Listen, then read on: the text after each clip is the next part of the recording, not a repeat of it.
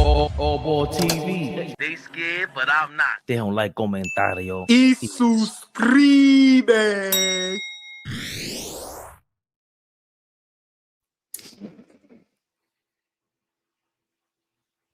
Yeah. In the building, baby Bubba. He said, hit the button already. AllBall suckers. You point to the crowd. Hey, sucker. We live. Big Flea. Biggest y'all. Get y'all asses up. Wake the fuck up.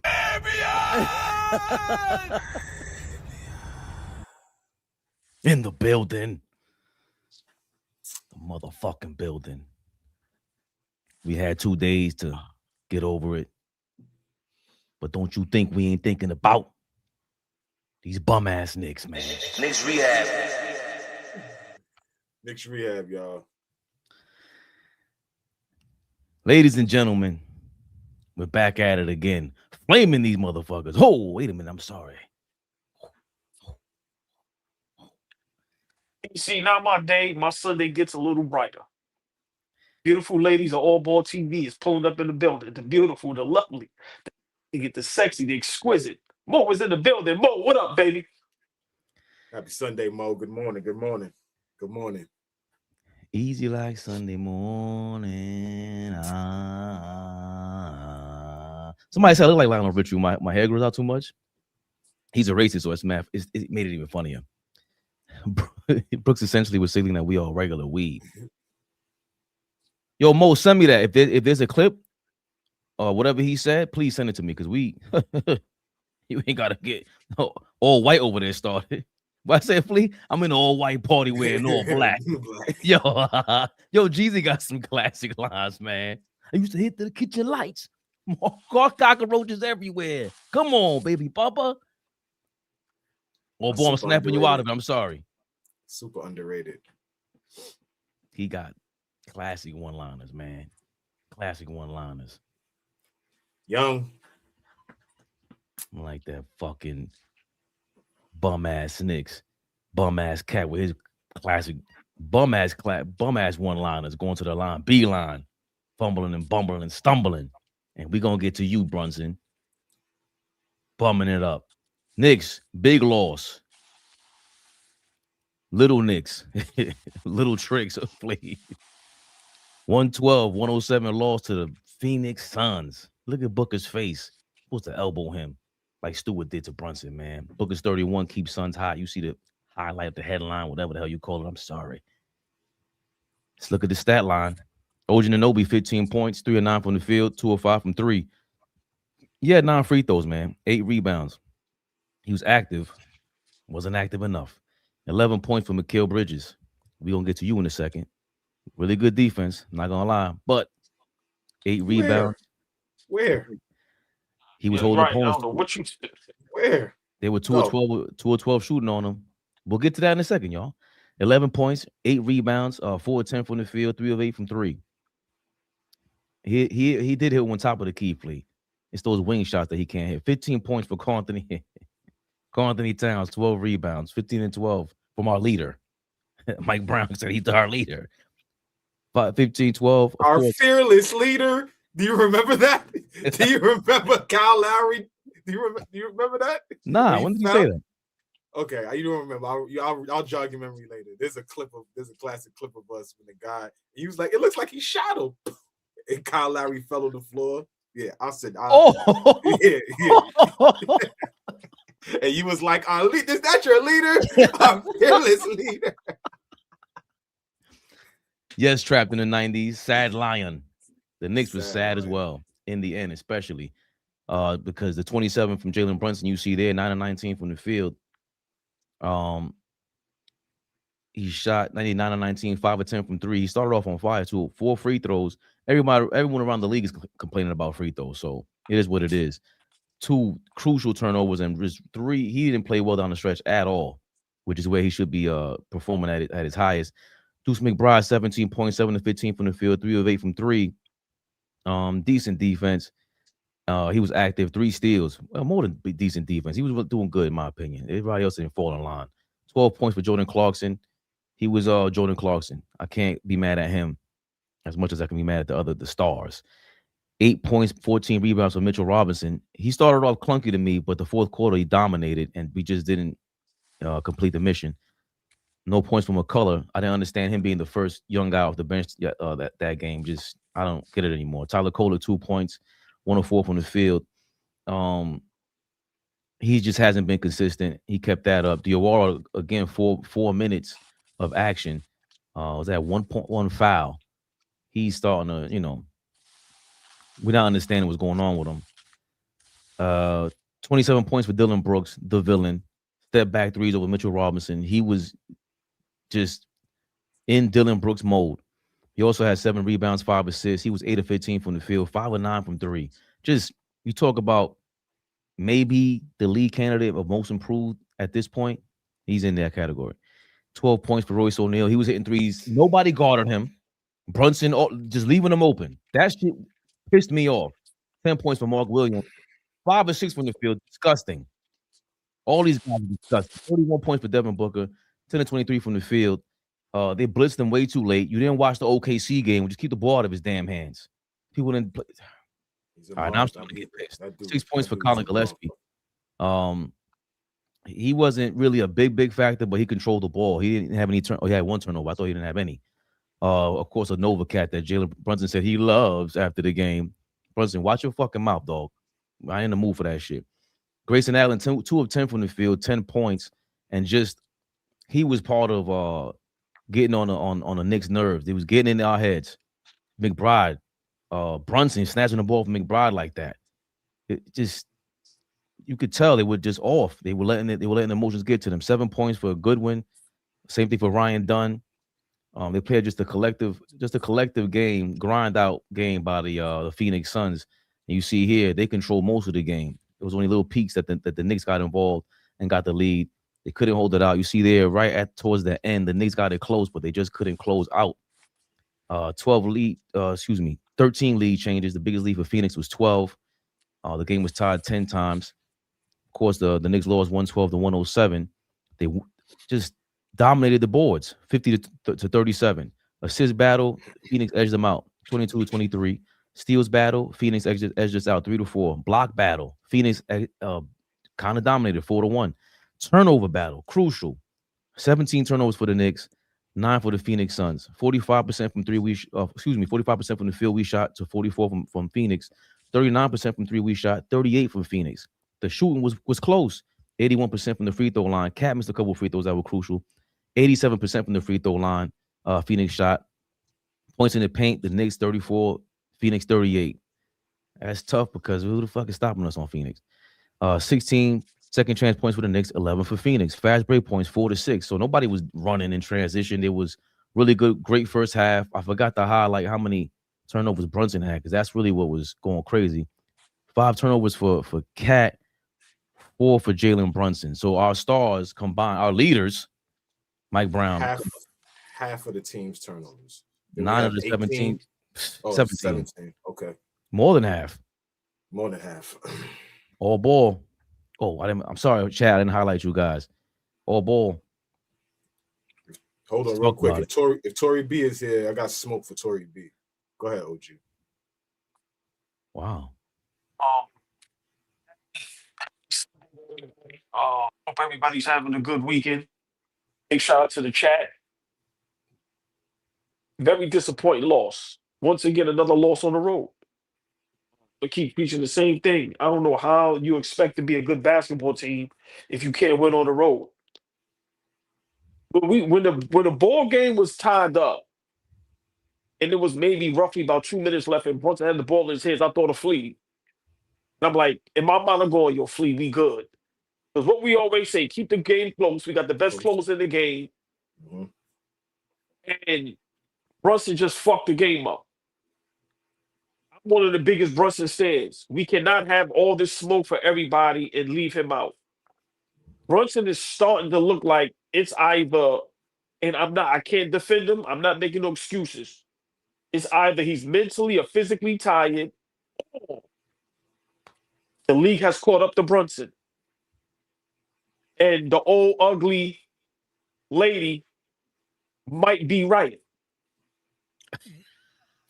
I don't think she's ugly though. So your younger days. Aging like cottage cheese. Like I said, That's what white Aging women like ugly. cottage cheese. do. That's what Thank white you, women sweet. do. White women. The old ugly lady and a lot of NBA aficionados just might be right. Now, I may be a prisoner of the moment because Brunson got have 50 today, and then I'm right back on the bandwagon. But I'm trying to stay in the present. I have to be honest. Brunson is looking like shit. He's looking just as bad as KAT. And his numbers is camouflaging it because he's still getting you almost 30.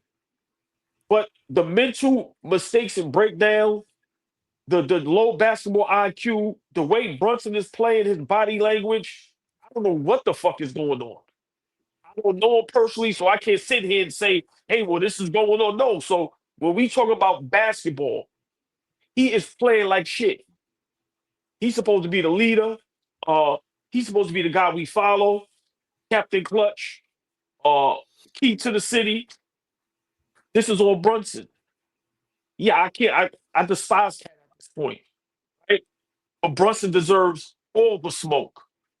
Bro, we love you to the point where we try to sit up here and defend you every Knicks Rehab.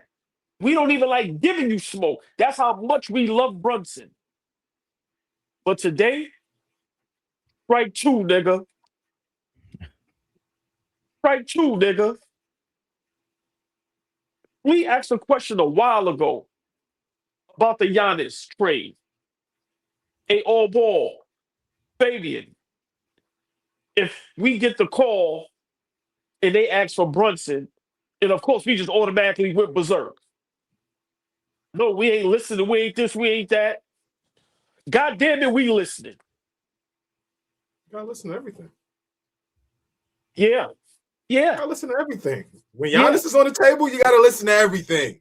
When Giannis is on the table, you gotta listen to everything. Go ahead, OG. Don't let these niggas scare you off. Don't let Fabian's facial expressions. Don't let these niggas in the chat. Go ahead. Let me explain something, both of y'all in the chat. I'm never being Fuck outta here. bamboozled again. Never being bamboozled again. I'm standing on what I stand on from now on. I've been saying it. G and Bridges is regular weed. How long have I been saying this, Fleet? Them niggas is not starters on championship contending teams. Can they start in Washington? Can they start in Memphis? Yes. But they ain't starting nowhere else. I've been saying it. Them niggas ain't shit. You get paid the max and can't throw a lob? They threw some lobs. That was a bad pass. He's talking about OG. You get paid the max. It was a bad pass. And can't throw a lob. It was a bad pass. For sure. This is not on Mike Brown. These guys are just breaking down mentally and physically down the stretch. We are getting punked. We watch us get punked in Detroit. Now we just watch us get punked in Phoenix.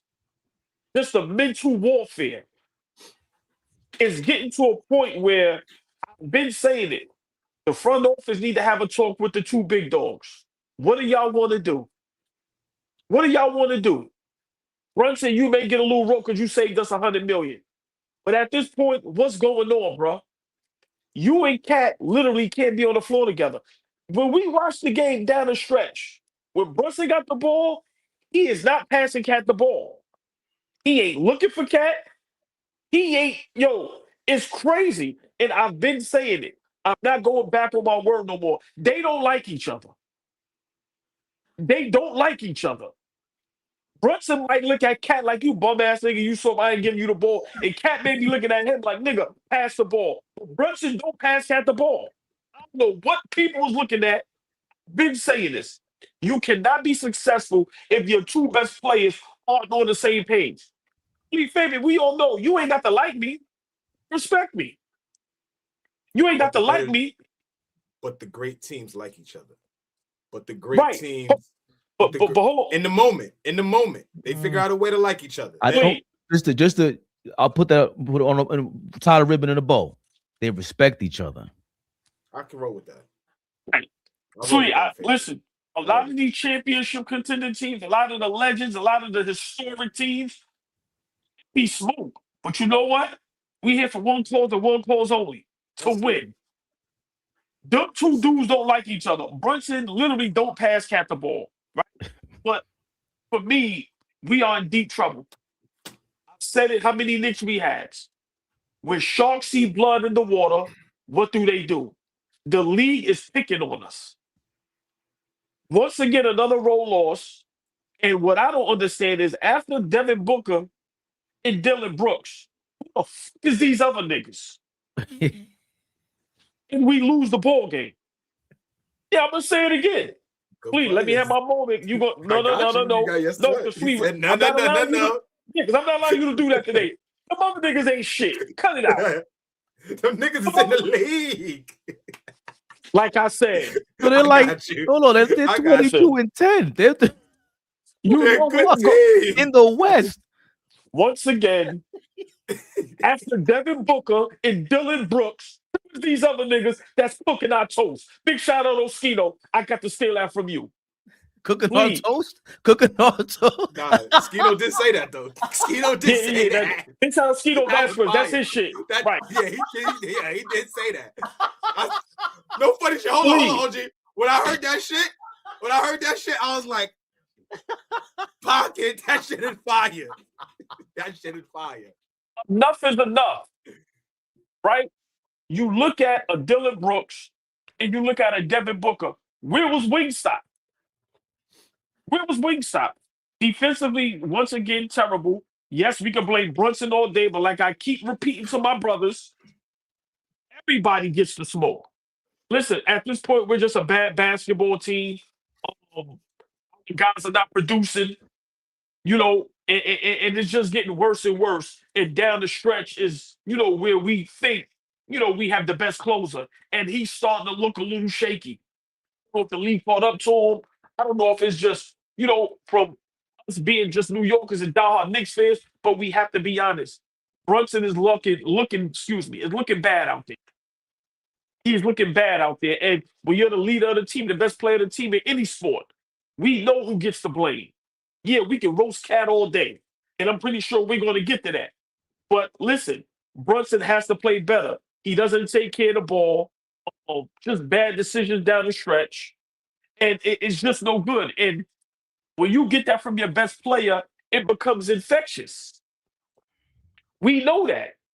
I keep telling y'all, we all play ball, whether high level or low level.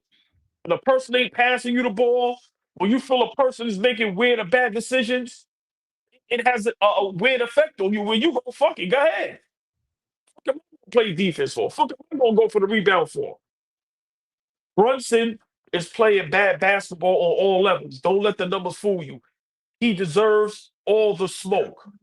But Flea, I'll let you cook. No matter how bad anybody plays. If our guys are not knocking down shots and the other team is knocking down shots, how are you expecting to win ball games? Like y'all said, when we look, all other teams' players knock down shots, make the right plays. Guys, wide open, bricks. It's to the point, like I said, we are a bad basketball team. And I've been saying this. Depending on the schedule, what happens when we start playing good teams 4, 5, 6, 7 times in a row? We lucky the schedule is a little sweet. But as you see, on the road against good teams, we play bad basketball. And eventually, there's going to have to be moves to be made before the trade deadline. So, Fabian, I hope we could discuss it maybe later. Washington Wizards waive CJ McCullough. We need to go pick him up. The Hawks. I'm sorry, Fleet. The Hawks. Yeah. The Hawks waive CJ McCullough. Go get him. So, I'm just very disappointed that, we just looking like a very bad basketball team, and we're just lucky Detroit and Boston lost the other day. But the record, fuck the numbers guys are putting up. We are looking like a bad basketball team when we're out on the floor, and it's just bad at this point. It is tough to watch, and I'm just very, very, very disappointed in our Knicks, especially former captain, my favorite player in the NBA, Jalen Brunson. I am very disappointed, and I would love to hear him talk. I would love to hear him say what the fuck is going on and how he's going to fix this shit. I'm tired of these guys not talking, Fleet. I want to hear what the fuck is on your mind. It ain't got to be after a game at a podium. You niggas got these bum-ass podcasts. Everybody got social media. Hit up one of these analysts or one of these reporters. Tell us what the fuck is going on. Come on, man. This shit is bad. It's bad, and I'm just over everybody. But everybody's on strike 3. Brunson is on strike 2. Floor is yours, Flea. Flea, the 77. I thought I was gonna like him at first, but he be keeping it real. Thank you for your $4.99. I was at the game in Phoenix. We got whooped by randoms. I think they started letting Suns fans get in the game. I think Kyler Murray got some minutes. That's funny. That's funny. That's the AllBall boy. 22-10, whatever their record is with Dylan Brooks, Devin Booker, and who knows who play. Mr. All White. What we feeling right now? How we responding to AllBall? Cream, baby. You know we don't wear white after Labor Day. Come on, man. Be respectful. You know the rules. You know the motherfucking rules, baby. Don't do that. It's a good call, Scully. Tell me where you got that from. Send me the link. That's what they say. Send me the link. I like that, Scully. I like that. It's nice. I like the back smack along with a compliment. That's very New York of you. You know how I flow. Listen, man. I gotta refute OG's first point. We're not a bad basketball team. We're just an extremely inconsistent basketball team right now. Just flat out. We're just an inconsistent team. We got good players, but we're just not playing well right now. And I think the New York Knicks fan base got a little punch drunk last year from being in the Eastern Conference Finals, being close to an NBA Finals. You think bringing back the same exact team is going to garner some of the same results we had last year, and that's just not the case. That's just not the case. Leave it up to the Knicks to, be the exception to the rule with the team. The last couple of teams that have gone to the Eastern Conference Finals have made their way to the NBA Finals. Leave it up to the fucking Knicks to be the exception to the rule. We don't look cohesive. We don't, like I said the other day, we don't look like we enjoy playing together. We don't look like we're having fun. We're not on the string. And everybody's playing poorly. When teams are playing like this, you can't pick out guys that are having good moments. Deuce McBride had good moments the other night, but he was shit on defense as a whole. Brunson is having good moments. He's putting the ball in the basket. You go look at the box score. What is he averaging? Oh, he's averaging almost 30, so it can't be Brunson. That's how this shit works. If we're losing games the way we're losing games, the whole team is shit. Stop telling me about what certain niggas is doing. The entire team is not living up to expectations right now. We look like an easy lick. We look like the nigga on the corner with the glasses on that just not protecting himself, and we could go take his candy and his lunch money and pat him on his butt. We look like that nigga. Nobody's scared of us. It don't matter what gym you go in. You could think that all you got to do is put your hands on the New York Knicks and the game is going to change.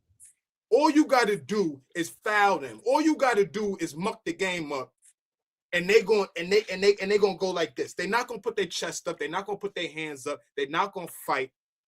We don't look like the same team we did last season. The fight, the togetherness. I'm not going to leave my man out there on the island. How many times do we see guys just leave each other on the island? How many times am I saying to myself, where the fuck is the help? All right, you beat the first defender. That happens. Everybody's not a great on-ball defender. But what is team defense about? If you get beat by the first guy, the backside help is coming. The low man is there. We never have the low man. We never have him. He's never in the right position, ever. Wing stop. Dylan Brooks had 20 points in the first half. Licking his chops, looking at you niggas like, y'all niggas ain't shit. Who? Bridges? They started Bridges on Booker. And Booker's like, I used to kill this nigga in practice. This nigga was my rookie. And he still ain't shit. That's how the Phoenix Suns was looking at us the other day. That's how they was looking at us the other day. Hold on, real quick, Flea. Mo reminded us.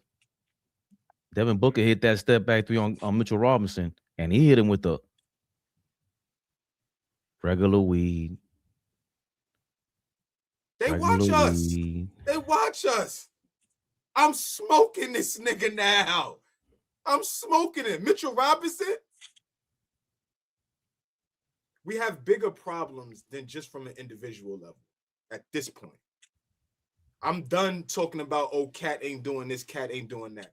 I'm done with the Wingstop ain't doing this, Wingstop ain't doing that. I'm done with Jalen Brunson ain't turning the ball over late in games. He don't trust his guys. I'm done with the individual finger pointing. As a team, we're playing like shit. And this is the same exact team that was like this throughout the season last year. You hit certain points of adversity. I never felt like things were gonna sway, or we didn't look together, or guys are branching off. They got this 40-game rule. Before 40 games, every champion over the last 40 years has won 27 games before they lost 13. So by the 40-game mark, champions have won 20 games and lost 13. The Knicks don't have the opportunity to do that no more. So if we want to win a championship, we're going to be the first team in 40 years to not do that. We're not that good. We're not that fucking good. There's a lot of shit to go around right here. I'm done with the blaming this guy, blaming that guy.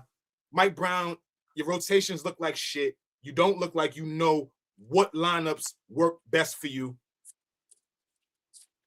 I cannot blame this completely on the absence of Josh Hart, although y'all know I'm the biggest Josh Hart fan here.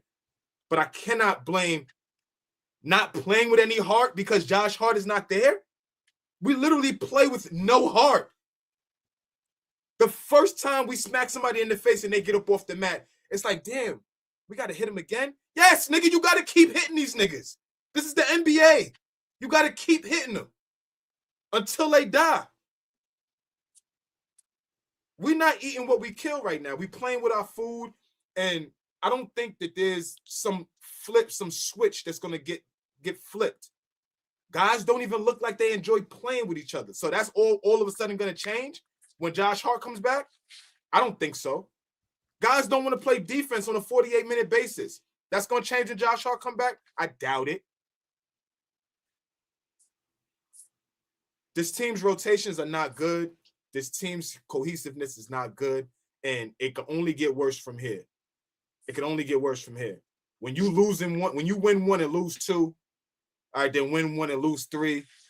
All right, then win two and lose the next four, or the next 5 games with 2 and 3. Like we're not building good habits no more. We just out there playing. So, Fabian, before you go, real quick, please, what you just said was super dope. What by that? What is that a definition of? A bad team, right?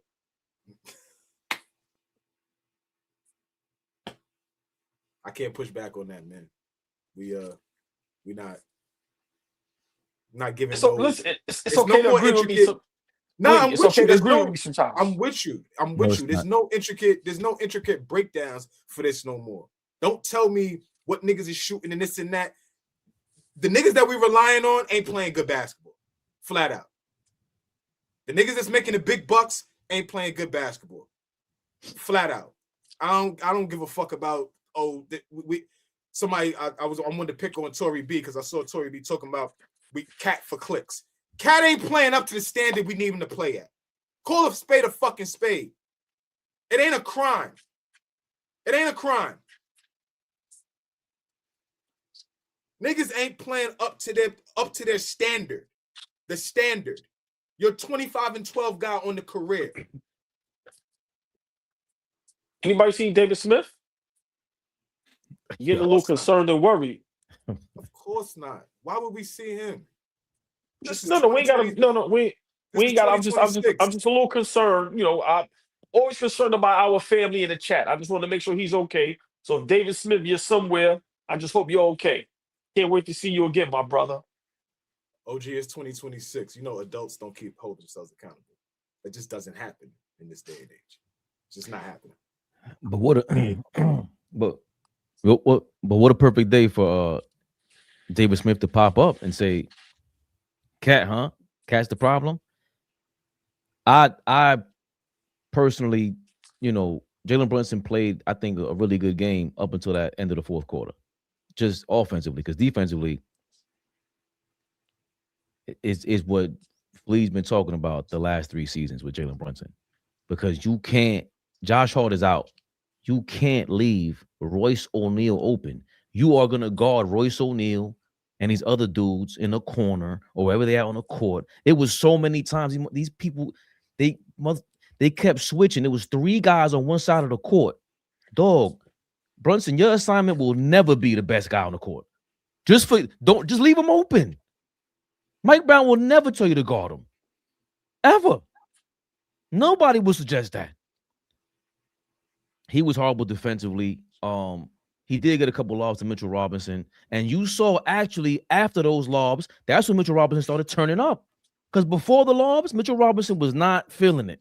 Then he got those 2 lobs. He got the ball. The play that Brunson got the ball, took a dribble, and kicked it to Mitchell Robinson damn near underneath the basket. And Mitch kicked it back to OG top of the 3. We never see that. That was the first time I could remember ever seeing that. So Brunson is coming to a head now. He is the leader, like you said, AllBall. If you the quarterback, yeah, you get the credit, but now we got to blame you, because we'll get to KAT in a second, but don't tell me that you sitting there saying, well, that's the organization, that's the front office that got Karl Anthony Towns. Y'all part of the same organization. They've been representing KAT since you've been in diapers. You sitting here telling me that you didn't okay the Julius Randle for KAT trade? Because initially it was Julius Randle and Mitchell Robinson. You didn't fight for this? Obviously, they traded Dante, so you were like, oh, I'd rather get rid of Mitch than Dante. That's what it sounds like to me. You initially try to get Dante to stay in the Garden with you, and you wanted KAT. Well, you got KAT, and you don't get him the ball the way you're supposed to. Because I'll get to in a second where people talking this crazy. They're going too far. Like KAT ain't part of this offense. That's the first person that Mike Brown's been calling out all year long, saying he got to be the one to get this thing going for us. But Jalen Brunson at the end of the game, Iman Shumpert already said it. Whatever the first 3.5 quarters look like is what it looks like. The whole point of OKC and the whole point of the Knicks is, however that thing looks, fourth quarter, crunch time, Brunson, it's your time. And it's too many times now where you got to stop going one-on-one or at least be so predictable. It's too many times where the whole team clears out in 2026. That shit was illegal since 1988, something like that. I don't get why you're making it obvious that you're going to Brunson. Why do we stop the offense? Y'all call David Smith and he's out here appear like Candyman, disrespecting our God, Big Dave. But David Smith is just going. I'm getting sick of the individualism that us as Knicks fans and the media, we find somebody to pick on. And this team is the same exact team that was on the threshold of being able to compete for a championship. And now we're here. So hold the entire team accountable. Like, that's where I'm at. Miss me with the, oh, this nigga not doing this nigga not doing that. Everybody on this basketball team is not playing the way they need to be playing, to their strengths, to what helped us be successful. And I'm being quiet. Y'all niggas wanted a new coach. Cool. Got a new coach. You got what you fucking wanted. But it's not breeding anything different than what y'all was complaining about last year. Well, go deep in the bench. Play guys. Have guys fresh. What the fuck is fresh legs look like right the fuck now? But we didn't all agree that we didn't all collectively agree that we were in championship contention the entire time KAT has been here. It was really in the playoffs. We beat Detroit, we beat Boston, we were rolling. That's the only time we were all like, yo, hold on. We ain't played like this all season long. And before that, and ever since that, we haven't looked like that. So regardless of who's the coach, who's the lead guy on the team. Coach. Beat it, Fabian. Don't run from that. I'm not running from nothing. You niggas wanted a head coaching change because it was going to take us here. Has it done that? Yes or no? No. That's all. I'll continue. Right, That's all I wanted to say. but we didn't feel that way with Tibbs until those 2 series either. So last year, same thing. All you guys can say whatever you want now, all of a sudden in hindsight. Last year around It this ain't time, I was in it. I And was like, I don't know. what happened because what the fuck is it going to do? What happened last year, the end of last fiscal year, 2024, we were saying, hold on a second, we won 10 in a row, whatever it was, but January's coming along. We got OKC twice. Same deal. Same exact deal. The strength of schedule is getting a little bit harder. Same exact deal. We don't play any defense. We were talking about this shit last season. We didn't play defense last year. The highest scoring averages of all time with the starter lineup. Last year, Fabian, we were tough. You couldn't punk us. You couldn't pop us in the mouth, and we'll go run tell mommy. We weren't like that last year. This team looks disconnected and pussy. That's what it looks. Niggas don't look tough, and we didn't lack that last year. I don't know if that has anything to do with the coach. I'm just saying, last season we never came here and said, "Damn, the Knicks didn't look tough tonight. Damn, we lost the game, but we didn't lack toughness." Every night we come here talking about lacking toughness. That starts from the top down. Miss me with that. I'm sorry. Go ahead.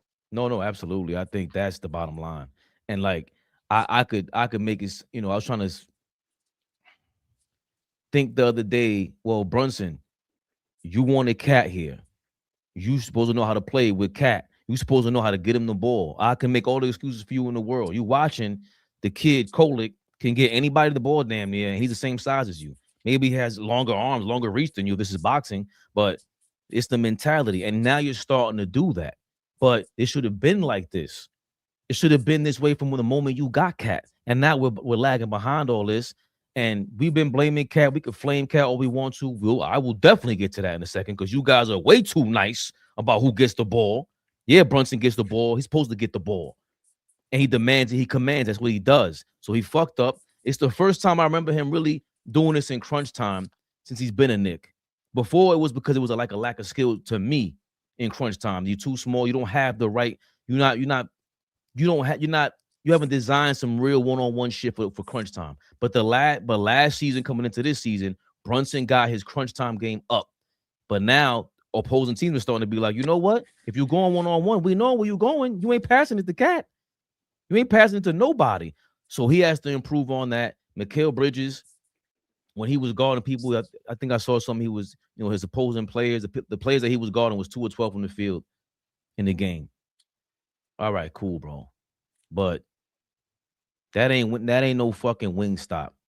OG Anunoby, he played, again, good defense one-on-one, but the only person I seen guarding anybody 94 feet was Deuce McBride. That's it. You guys are supposed to be wing stop, these defensive stoppers, and I keep saying it. All these perimeter super dudes, perimeter defenders around the league, they go 94 feet, bro. I seen Jaylen Brown doing that shit in the finals against Luka, and he's the finals MVP. So that means he was scoring. What the fuck is OG's excuse and Mikal Bridges' excuse?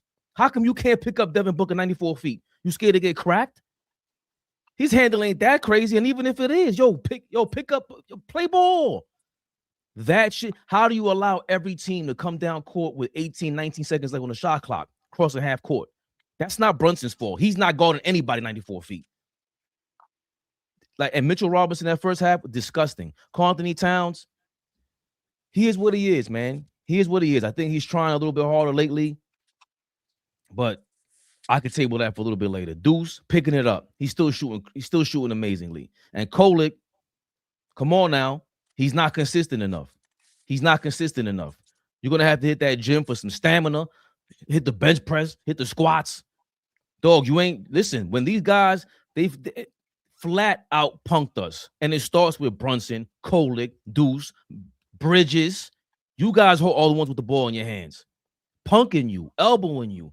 Why are you letting Dylan Brooks get to your head? Why are you holding on to the ball like that? Get that shit up. Then Brunson comes by and takes the ball out of your hands. Don't do that. Let Deuce handle that. Don't show no fucking dissension around Brooks. That's what he wants. And they showed it. Oh, boy, I just can't. That's what it is. We're getting straight up punked. This is not, again, it's not effort to me. It's not effort to me. It's that these motherfuckers is punking us. This is what happens when somebody's stronger than you and they show it. They don't have it.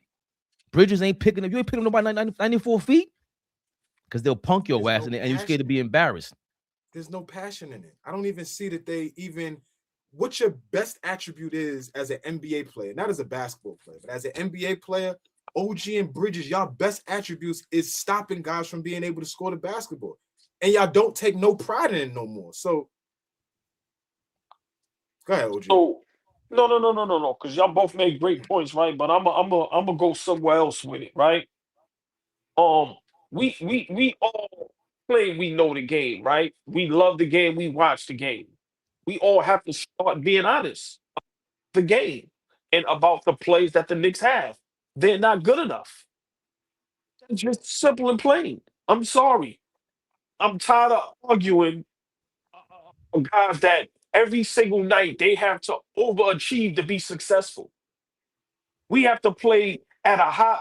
Our guys individually have to play at an MVP high level to compete in basketball games. That's the truth. You can play for 82 straight games and in the playoffs at level and can't take one game over, can't have a bad night. Our guys are not that good. Let's call it what it is. Great teams, their guys are great at what they do. If KAT is the best three-point shooting big, why are we not just getting him open to shoot threes? If Brunson is one of the best one-on-one players, one of the best post-up players in the NBA, why not focus on that? If Bridges is one of the best guys that can slash and hit the midi, why are we focusing on? Why aren't guys just being good at what they're supposed to be good at? I don't understand. We have to realize in today's game, the talent is at an all-time high. You have a guy like Wembanyama that's 7'5" that can play the two guard, right? Then you look at everything around him. I'm just saying, for me, our guys isn't that good. Are they NBA players? Yes. They guys to win a championship. When you look at all the championship contending teams or the guys that won the chip, they have guys that do what they're good at a high level. Whether it's rebounding, whether it's defense, whether it's shooting threes, whether it's scoring. And it's like with us, let's be realistic. OG is an average defender. Is he a great defender in moments? In spots? Yes. For a 48-minute game? No. He gets cooked. He gets fried. Is Bridges a great defender? Can he make big defensive in a moment like what he did in Boston? Yes. Can we do what Atlanta can do with the Daniels? What Boston or what Jalen Brown takes upon himself? I'm going him game. He may have 30, but it's going to be difficult. No. So for me, I'm just trying to figure out when are we going to get the right talent, win a championship, and not compete just to be good in the regular season. These niggas ain't it. Dylan Brooks said it, Flea. Niggas is regular weed, bro. As great Mitch is, Flea always says it.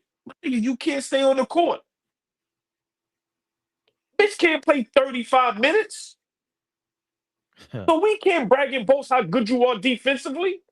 You can't even play back-to-backs, nigga. Back these niggas up and get the right talent. And by the way, Kolick, you having a Jeremy Lin moment, nigga. Get it together. I'm just saying, Lee, we know the game. We watch the game. We see all this talent. Our guys isn't good enough. You know what Phoenix did? The others that our others didn't do, they knocked down shots and played smart basketball. Didn't turn the ball over. Understand, Brooks and Dillon is the guys. We just got to back them up. Guys don't back up KAT and Brunson on a consistent basis. Deuce is trying his best. I got to give a big shout out to Deuce. Offensively, he's the only one. Bridges and OG, nah, for the money they got for what we gave up for them guys, nah, bro. Niggas ain't good enough. We need better talent around our guys. That's where I'm going with it. But Flea, I think also the fact that you add Dylan Brooks. Remember, this is like you said, we didn't think Phoenix was gonna be good. Like they're competitive. We've seen it against every team. They really got robbed against OKC the first game. The referees robbed them, and they went out and proved it the last game and beat OKC. But they're following Dylan Brooks' lead. Is Josh Hart that for us? Because for me, and I should just let you answer. We don't even follow his lead. The reckless abandonment, yeah, Of like course not. You niggas want to trade him. You niggas want to get rid of him. You niggas say you niggas act like his contribution or who he is isn't top tier for this type of team that we have. What for any Josh Hart team. brings but specifically for us right now, what he brings us is the identity because we have none. That's the other thing, the big difference between last year's team and this year's team. We don't really have an identity. We about to be 40 games in, and I have no idea like what we can rely on. We don't really know our lineups. We don't really know, what guys play well together, with the exception of maybe Kolek and KAT, right? But like even our two best wing players, it doesn't seem like they pay attention to the defensive side of the ball because they're so worried about where they're gonna get their shots from. I mean, and then when I look at Mike Brown and the interactions between everybody and Mike Brown, like we look like a first-year head coach team. That's what we look like right now. And that's what I was trying to say over the summertime. This wasn't a love on Tibbs thing. If we want to move on with Tibbs, cool, let's move on.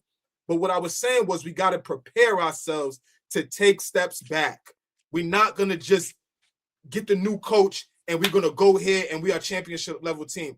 Everything that's happened right now for me was expected. Way we're playing, how we're trying to figure shit out, lineups, all of these changes is what I expected. You would have had Steady Eddie if you kept Tibbs, but maybe we reached a point that we can't get over him. But Mike Brown is not the type of coach that's going to come in and now we're going to go to a team where we're actual championship contenders. Anybody that thinks the Knicks are actual championship contenders, they're lying to themselves. You lying. You're not being honest. Well, and hold on real quick, OG. Real Knicks fans critique the fucking Knicks. If you don't like it, get the fuck out of here. Go away. We tired of talking to y'all.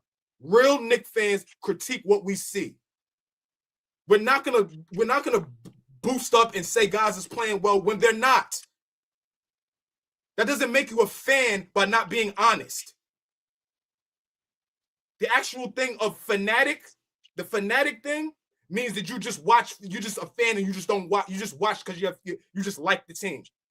We love basketball, so we're going to talk about what we've seen on the basketball court. This is AllBall TV. It's Knicks Rehab, but it's AllBall TV. We're going to talk about what we see on the court. Right now, the Knicks are playing like shit, the entire team. But you know who else? And I don't mean to cut both of y'all off.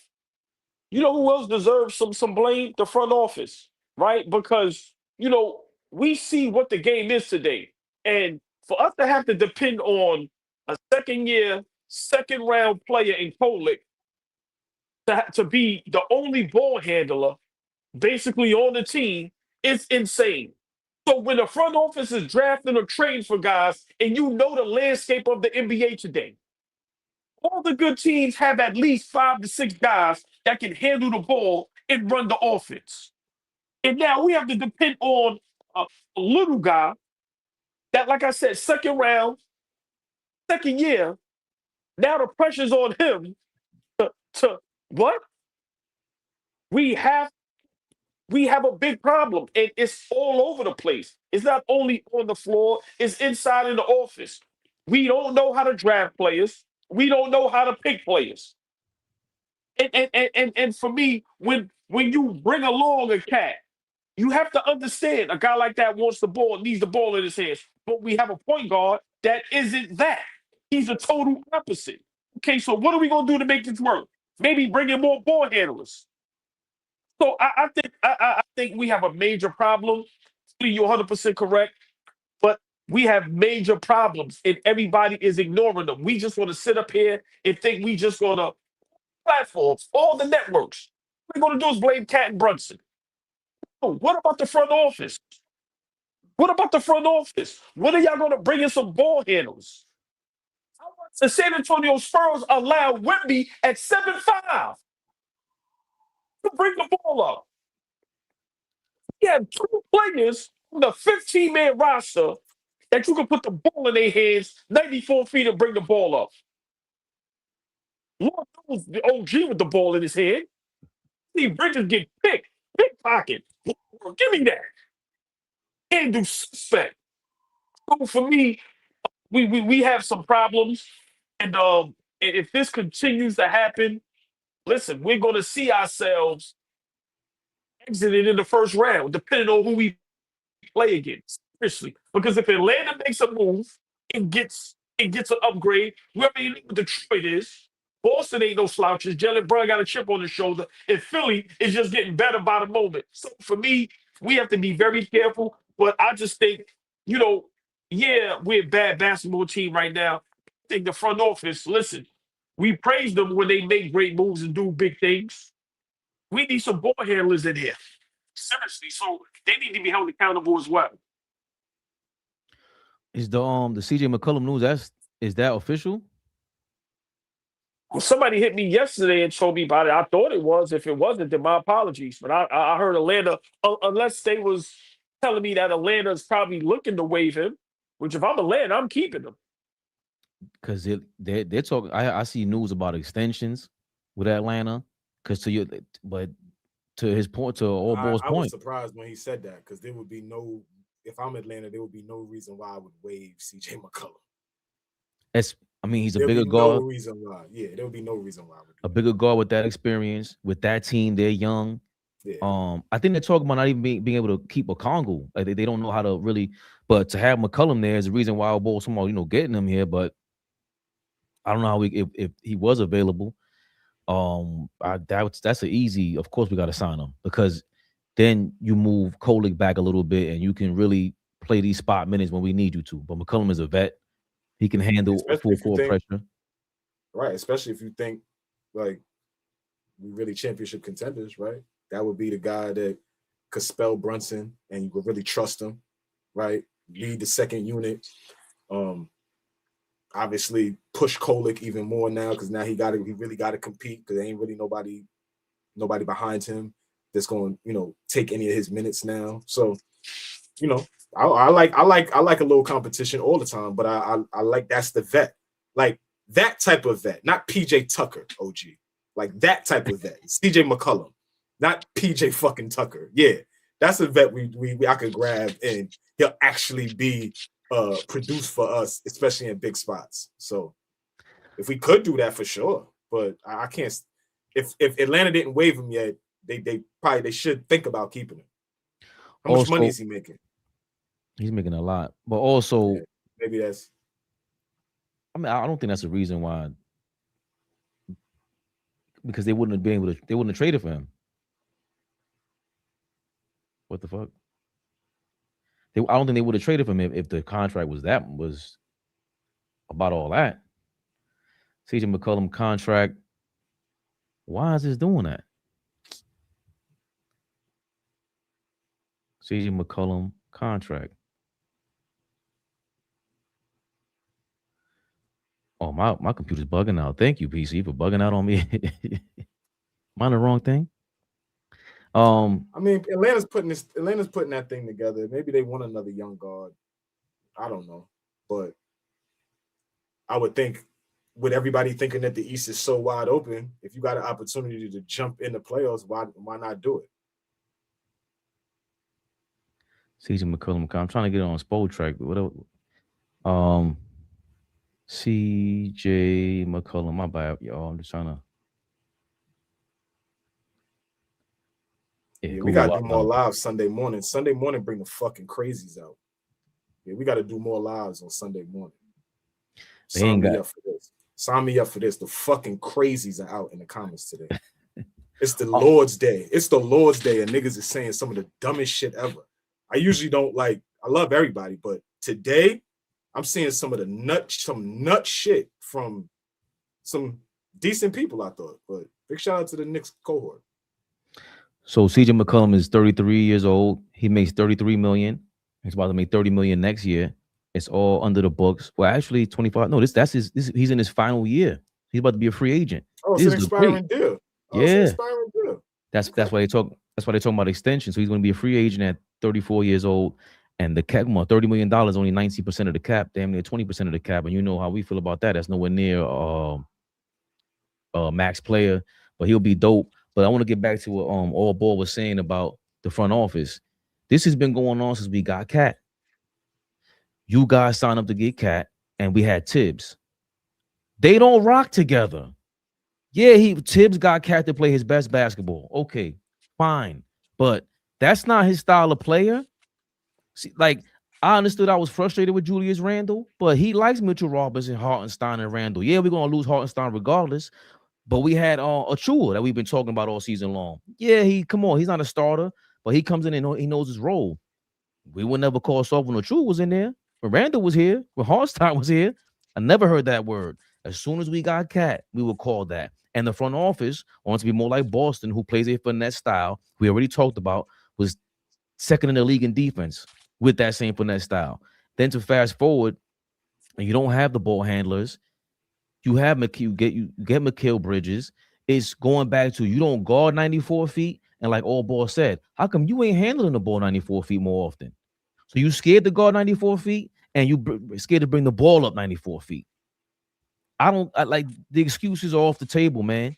We're talking about championship basketball. Everybody's not giving a championship effort anymore. This is not a one-time thing, 3 games in a row. It's not for the NBA Cup. For all that, y'all went all out for the NBA Cup and thought shit was funny by thumbing this man in his ass, Josh Hart. Like, it's all coming to a head. These are the highlights of the season. When we go back to it, that's how you get laughed at. It was funny because LeBron was 80 years old and they won the NBA Cup and they were celebrating. People laughed at them, right? We laughed at them about that. I don't like what happened with it. Why did you think rolling out this team was it? Because all of us said, like, I don't know if it's champ. Well, maybe AllBall's the exception, but all of us said, me and Flea, I don't know this is championship mode. I got to see how they play defense. I want to see what this is looking like, especially when you got 2 of your 5 starters who do not play defense. And KAT got better, but Brunson is a lost cause out there defensively. He's second in the league in charges. Whoop-de-doo. Whoop-de-doo. It's ugly, AllBall. I mean, like I said, I'm just waiting for hold on. Diamond God, shut the fuck up. Shut up. Go ahead, OG. Shut the fuck up. Yeah. We're having a good show now. We're having a good show. Be easy. I'm one of them. I am like that. They know that. We're having fun. Be cool. I'm just trying to, I'm waiting for, just real basketball platforms, real basketball minds, just be honest. When are we going to be honest about OG, Bridges, Mitch? And when are we going to be honest? They are not elite at what they do. When we watch, like when you go, let's go to that 04-05 Detroit Pistons team that won the championship. Everybody was elite at their position. Think about it, right? When you let's look at the current champions. OKC. Everyone is elite at their position. Yeah, Lou Dort can't stand him dirty. He's elite at being dirty. We have nobody elite at their position. Brunson is elite at his position, but listen, at times he's not. Is KAT an elite big man? No.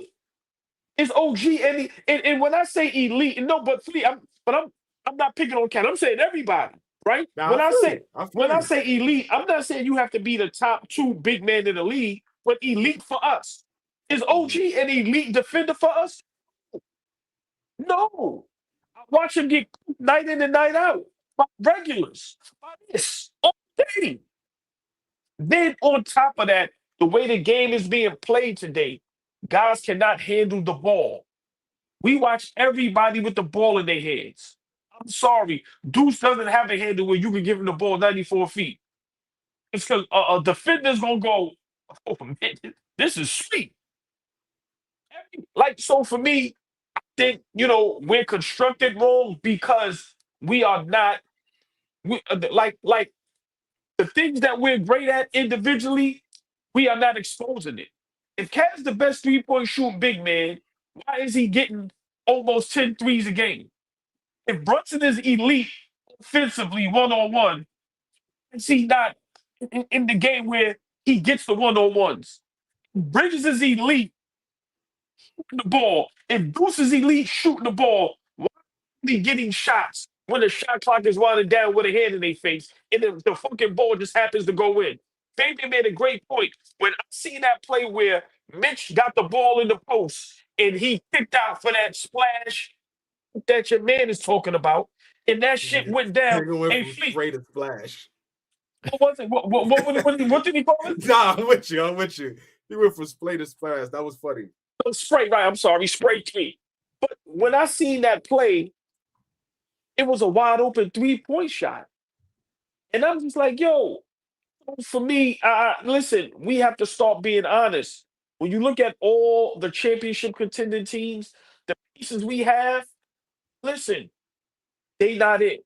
I'm sorry. And we've been doing this as an organization, as a franchise for years. We overpay guys that are regular. We go ecstatic over guys that are regular. I'm sorry. That's just the point I want to make. But this is, and it goes back to when I saw Mikal Bridges, going back to the front office, when I saw him flee, trying to cross, hit the game winner on Minnesota, and he lowered his shoulder, and he had a cat moment. And Ant-Man just stood there like this. The fuck you gonna do? Boop! And Mikal Bridges stumbled. And it goes back to funny. These people be pulling up these videos, and boy, do they be on point. Yeah, you're a very good team. Great team. You are. That, I can guard you're you a little bit. Yeah, I mean, put your ass in a bigger role. I mean, speaking of you guarding him, One-on-one, I can guard you. You need one-on-one, I can guard you. We played one-on-one way too many times for me not to know how to guard you. Carol don't like contact. Yeah, you're very good. Yeah, Carol don't like contact. Carol don't like contact. Josh Hart's face. The kid don't like contact. They knew that shit before he got to the Knicks. That's before he got to the Knicks. They up there exposing themselves to the world. Talking about their flaws to the world. Okay. And there's another thing. Shout out to Papa Left. He be on Twitter going crazy. I think he has a YouTube channel now. He's doing this thing. But he made a great point. He always makes great points. Jesus Christ. Straight flames, Mikal Bridges. I'm flaming your ass today. Knicks fans, here's some of the defensive talent teams match up on Mikal Bridges in order to put their best wing defender on Jalen Brunson. And I never thought of this. You know Dyson Daniels, all these guys be guarding Brunson. Well, guess who's left on to guard Mikal Bridges? In order to put their best wing defender on Jalen Brunson, these who teams match up on Mikal Bridges. De'Aaron Fox, Maxey, Donovan Mitchell, Jordan Poole, Zachary, Richardson, Duncan Robinson. In the last 12 games, Mikal Bridges averaging 14.8 points per game. We have to make teams pay for guarding our wings with small guards. Last year in the playoffs, our matchups were Malik Beasley, Derrick White, and Tyrese Halliburton. Teams are daring the Knicks to make Mikal exploit them, and for whatever reason, we are not. Jalen Brunson either needs to unlock his friend or ask his godfather for a better teammate. And that's all we're talking about. And he went right to the front office, like you said, AllBall. You knew this before we got him. The only reason why Dante is gone is because we got him. Pretty much. You couldn't get him and then trade Dante with Julius Randle. Wouldn't have happened, not in my opinion. So again, you don't want to bring the ball up, and you're getting a weaker defender than Brunson. You don't like contact. He just said that. Your man just said that. He talking about playing one-on-one with you in regular practice. He called you regular weed. Fleet, just real quick, I'll let you go, Fleet. Just think of smart coaches, and they see that clip, right? That's my point. These niggas play too much. You niggas is idiots. That's added to film study now. They added that. The video coordinator took that and said, "Here, coach, add that to film study." Because nowadays niggas are just gonna go on podcasts and tell them themselves. The niggas that's currently playing, they just gonna sit down, tell them themselves. We just add that to the scouting report, and niggas are writing scouting reports for coaches now. Niggas don't even got to coach no more. They ain't even got to send nobody out there to do a job. These niggas are gonna talk about it. Okay, that's what Bridges doesn't like contact. Okay, we're gonna fuck him up. Okay, Brunson doesn't like bigger guards on him. Okay, we just gonna send a bigger guard on him and be physical with him. Like, they just sitting around powwowing on camera, putting it out to the world on where our individual flaws are. Now, I'm cool with being accountable and knowing that we got to be better, but keep certain things in-house. Be a professional. We don't got to gift wrap that Mikal Bridges, because everybody's going to do the work. Big shout out to that guy that put out that tweet. That's work. That's not some like minuscule tweet, "Oh, happy Sunday." Nah, that's actually sitting down and doing the work. And when you putting stuff out there like that for people to like go back to and list off and research and put together, you're not doing your job, bro. We started this thing after 20 games saying that you were the most consistent Knick on the basketball court. And now you just a guy. What is my man? Big shout out to Steve Smith. He be calling niggas Jags. Just a guy. Like, Yo. You know what I'm saying? Like that's the guy you don't want. He gonna fight a 7-footer. Shout out to Steve Smith. He with the smoke. He with whatever. But that's the type of fight we need on this team. If we had that type of fight from everybody on the roster, on nights that we not hitting shots, on nights that we not playing great defense, on nights that, you know, things are not going well, if we could always rely on being tough and playing deep, like that's the making of a good team. Right now, when things don't go well on offense, we shrink, and you know, that's evident. Boy, do you think even if we had a guy like that, Bridges is following suit? Guy like who? Like Steve Smith. I mean, I know he plays football, but you got other guys who Dylan Brooks. Would Mikal Bridges follow suit and be physical like a Dylan Brooks? Well, he probably won't have a choice because they're not going to allow him to not be physical. You definitely need a guy like that. But let me ask y'all a question. Right? These last couple Knicks teams, for me, are they not reminiscent of the 90s? And when I say by that, don't forget the defense and the toughness. I'm talking about, think about it. We are going into battle, right, with teams that who they are is just mind-boggling. So let me break it down. Think about when we was going up against the Chicago Bulls, right? We had John Starks going up against Jordan, and we really thought we had a chance. We had guys like Oakley, who we know was just limited offensively. If we was to meet OKC, we are going up with Bridges, a la John Starks, up against SGA, who's like a Michael Jordan. I'm saying, when are we going to get the right talent to compete these wars? We are going to wars. We are going to gunfights with butter knives. We've been doing it forever, and because sometimes we achieve, we do well, we trick ourselves into thinking we're good enough. Like I'm being for real. Like in the 90s, we really thought we were going to win a championship. Now, were we close? Yes. When you look at even when we went up against Houston, team is, we know who that is. But when you look at the role players for Houston, look at who we had to go up against that. The same thing over again with these front offices. Go get the right fucking talent. When we go against Denver in the finals, who's on Jamal Murray? Mikal Bridges? Like we have to start about this shit. So for me, I'm just over blaming KAT and Brunson and everybody. Yeah, they definitely deserve blame. But it goes right back to Giannis.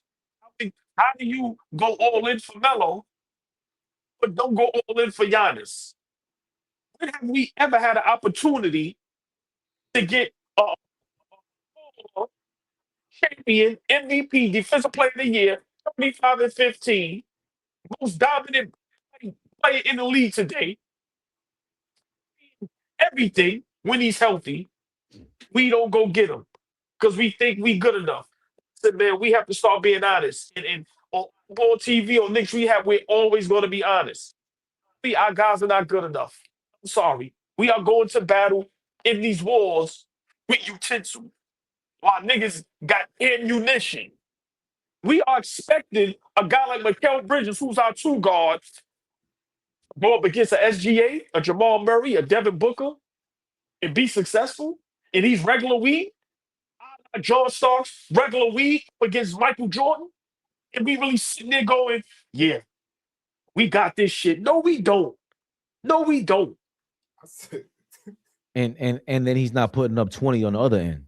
So right, you might make it difficult, but and I think that's the only thing I disagree with you with AllBall. It's a slight disagreement because it's not that we're not leveling up But like the front office, it's almost like they got KAT and they thought the championship was won. Like OKC had to go win the chip still. They were number one seed back-to-back years. They were number one seed before they won the chip. They became number one seed again. And we still were like, yo, y'all are young. This ain't never happened before. And we still doubt them. Tyrese Halliburton got hurt. Wemby smoking y'all. But they won. And the other thing to that is the front office is acting like once you get KAT, you won the chip. You see how James Dolan was acting like somebody got put the bug in his ear talking about, nah, we good. We good. So not only do you think you won the chip, if you're going into the season like that, if you really won the chip, then you already know it's harder to win another one. So you're not even really in the mentality of winning because you never won. We never won.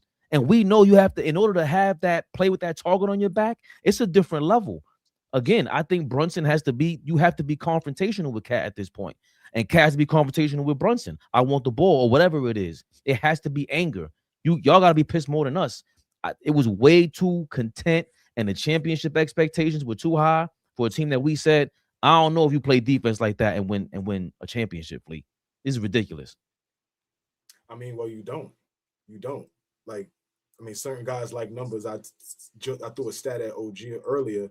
You had jumped off for a second, but just historically, the teams that, you know, win championships, especially the championship contending teams. You said the 40-game thing, right? Yeah, the 40-game mark. They usually win 20. When that 40-game mark hits, their record is at 27-13. Like, it's like to the T with every championship team. Go back and I didn't believe it. You said that last year. Yeah, I didn't believe it, but I'm like, I go back and look, and it's there. It's there. It's literally, you could literally count it up, and it's there for teams going back almost 30 years. So I guess it's a good, I guess it's a good marker to look at.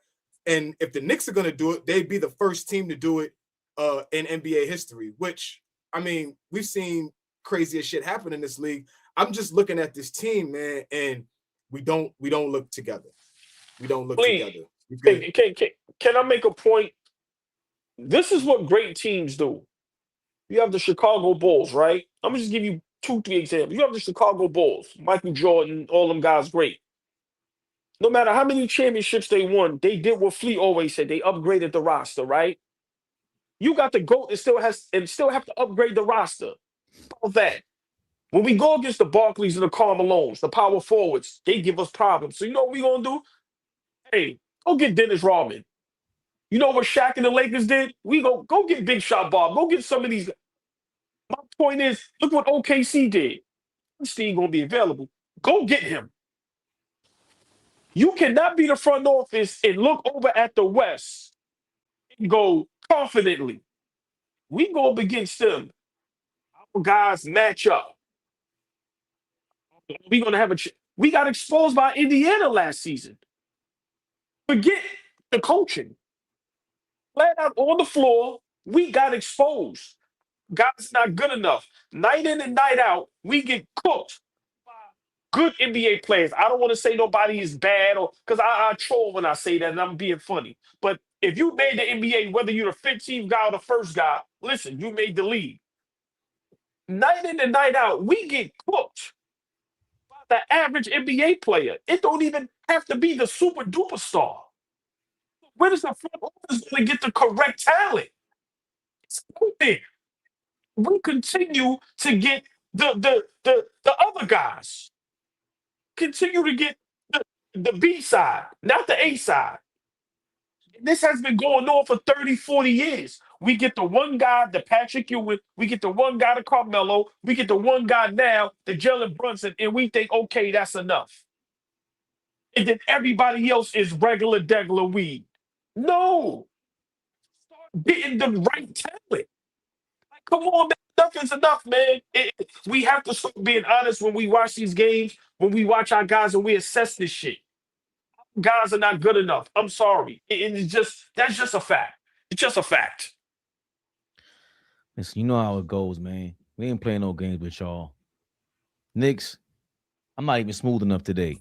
In order to win, you got to keep your eyes on the prize, baby Bubba.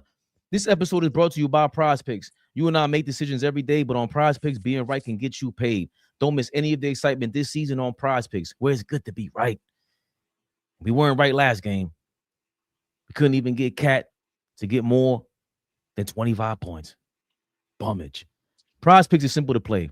Just pick more or less on 2 to 6 player stat projections. If you get your picks right, you could cash in. Join millions of users and sign up for America's #1 fantasy sports app. Download the app today and use code CLNS to get $50 in lineups after you play your first $5 lineup. That's code CLNS to get $50 in lineups after you play your first $5 lineup. Prize Picks. It's good to be right. And we hate being wrong because it's good to be right. And there's a guy here, fellas. One of you guys are going to get the Summer Jam screen because you decided to hop in the comments today. Talk aggressive. I got you, Flea. These guys want to talk. Nigga said I'm a woman. They listen. They resort. Nigga said I'm a woman. I will beat your ass. Listen. Nigga said I'm a woman. Forget about who could win them. And I don't even care about that. I don't care about that shit. Nah, I want listen. When you start talking about basketball and you make comments and you want to jump in the live comments, we live. We talking basketball now. I thought the comments. I thought my family's gonna get him out of there. Hold on. My family's gonna get him out of there. He said you a woman. He wanted to be a real American with Hulk Hogan. No problem. Hey, let's get right to it. We saw Jeff T, former teammate. Now we're seeing former Hall of Famers, All-Stars, All-NBA players. They got something to say about KAT. Paul Pierce. He's seeing some things. Who you done seen had 6-1-1 though? I saw you that belief. I saw KAT Towns. Even no impact. I saw Towns get 6-1-1 the other day. Okay, let's start, Nate. Go ahead, Nate. Get into it. Let's get into it, Nate. He on some bullshit. In 23 minutes. Here you go. Let's go. Let's get it. I'm thinking I can do that. Stop. You was just asking about New York. Was he cool? Right. I just saw that in 23 minutes. Have a bad game. I'm saying I don't think he happy there because he too talented. He too talented, too good for that type of stuff. So that's telling me in my mind he not happy there. He looked like he ain't messing with the offense. He need fresh air already. He need fresh air. That's the earliest fresh air exit. Wow, you can see stuff. Damn. You got to watch the game. I'm seeing it. Watching too. He looked frustrated out there, dog.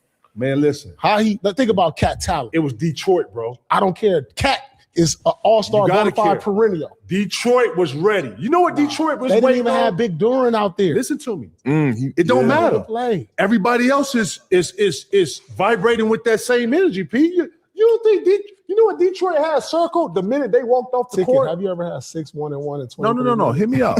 In your prime? We're talking about other people. We're not talking about individuals. No, I'm saying though. I don't care if you was playing against the Knicks with Xavier McDaniel and all of them. You gonna get in there in the mix. I got it. But what I'm telling you, he don't look happy. That's all I'm saying. You expected more from him. Yeah, he wasn't dialed in.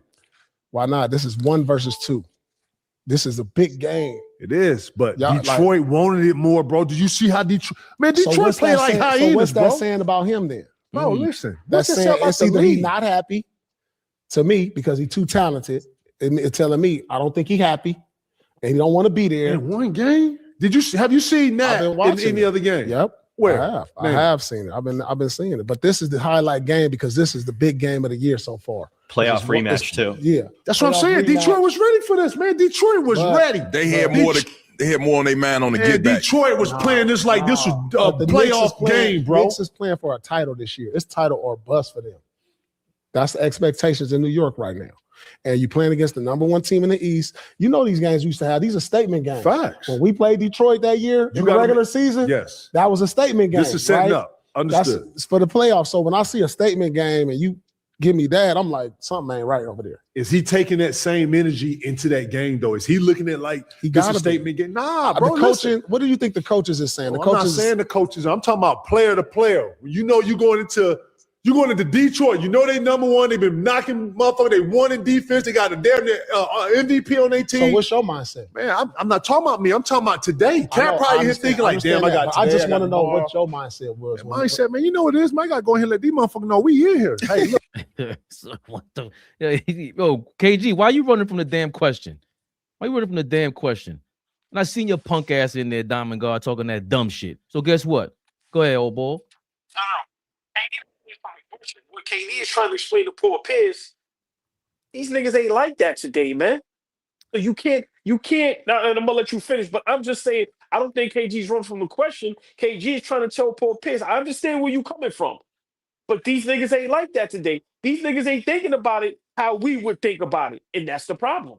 That's cool and all, but I see way too many people talking about, oh, you didn't play basketball, so you don't even know what this is and what that is, and everybody because they said KAT he don't get the ball. They don't involve him in the offense. So you know what? You know what I think? He's fourth in touches. That's what I seen Jeff Teague saying, all these guys in the comments. Diamond guy, you so smart, right? You play basketball, you know better than me. No problem. We're gonna get to you in a second. No problem, right? Hey, look, he's right. Most touches on the Knicks, 93 for Jalen Brunson per game, right? Josh Hart, 61. Bridges, 60. And then you got KAT at 52. But then all you got to do is zoom in because like AllBall already said, Wemby will get the ball and push it up. So that means he's going to get the ball in the backcourt and push it up. Who's number one with touches in the front court? Karl Anthony Towns. Dumbass motherfuckers. Listen, so one thing you can't do is just start talking shit and act like we don't watch basketball. Mike Brown said Karl Anthony Towns is featured. He's the guy that's going to run this thing right now. He's the guy that got to sacrifice. He got to do this and that in the third. And all of a sudden, what he said last week, he's a lead guy. Without him and Brunson, this thing ain't going to be going right. So I'm going to allow Flea, the basketball player, dummy god, to allow him to explain if Karl Anthony Towns is getting enough touches. Is he featured enough in his offense, Flea? Does Karl Anthony Towns have enough chances to prove that he's an All-NBA guy? I mean, from the offense that they was running last year, absolutely. But right now, like, nah, I think he gets touches, but I don't think he's featured. What do I say when I come here all the time? I say, the first 3-4 times down, he should touch it.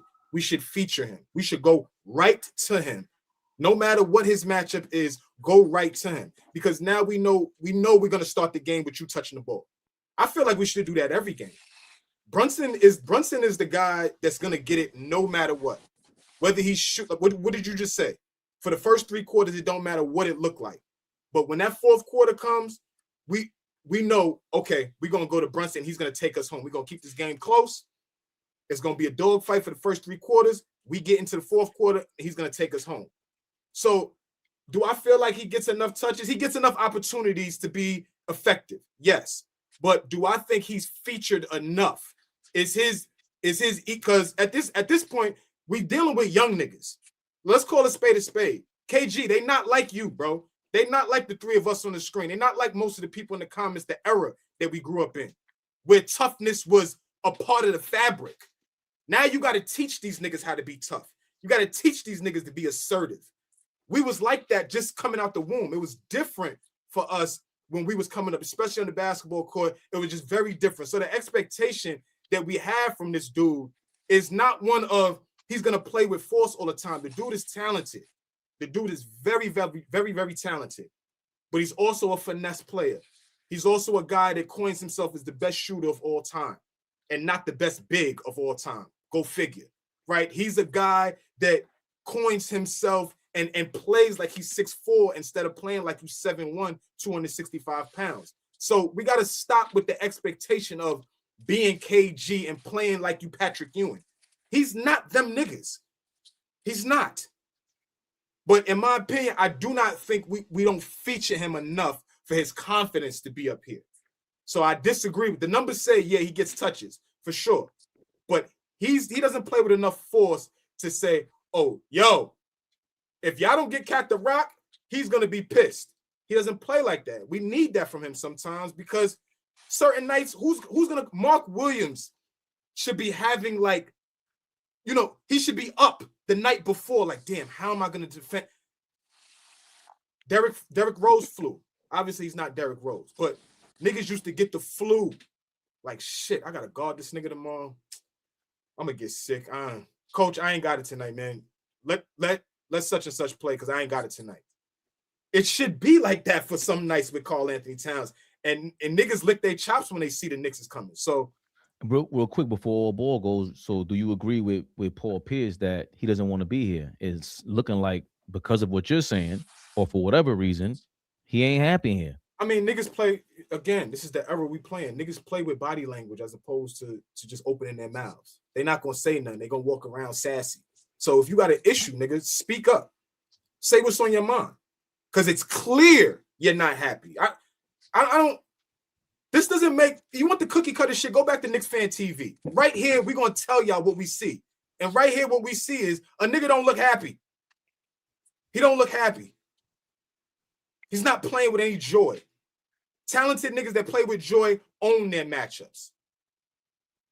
And last thing, nostalgic Nick, if we, us, people, us, if we are in his head, I don't want that nigga here.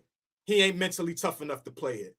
If our commentary is stopping him from being and playing at an elite level, that pro who's been a pro for 10 years, if we are hindering him from being the best center in the game, the best center in the league, get the fuck out of here.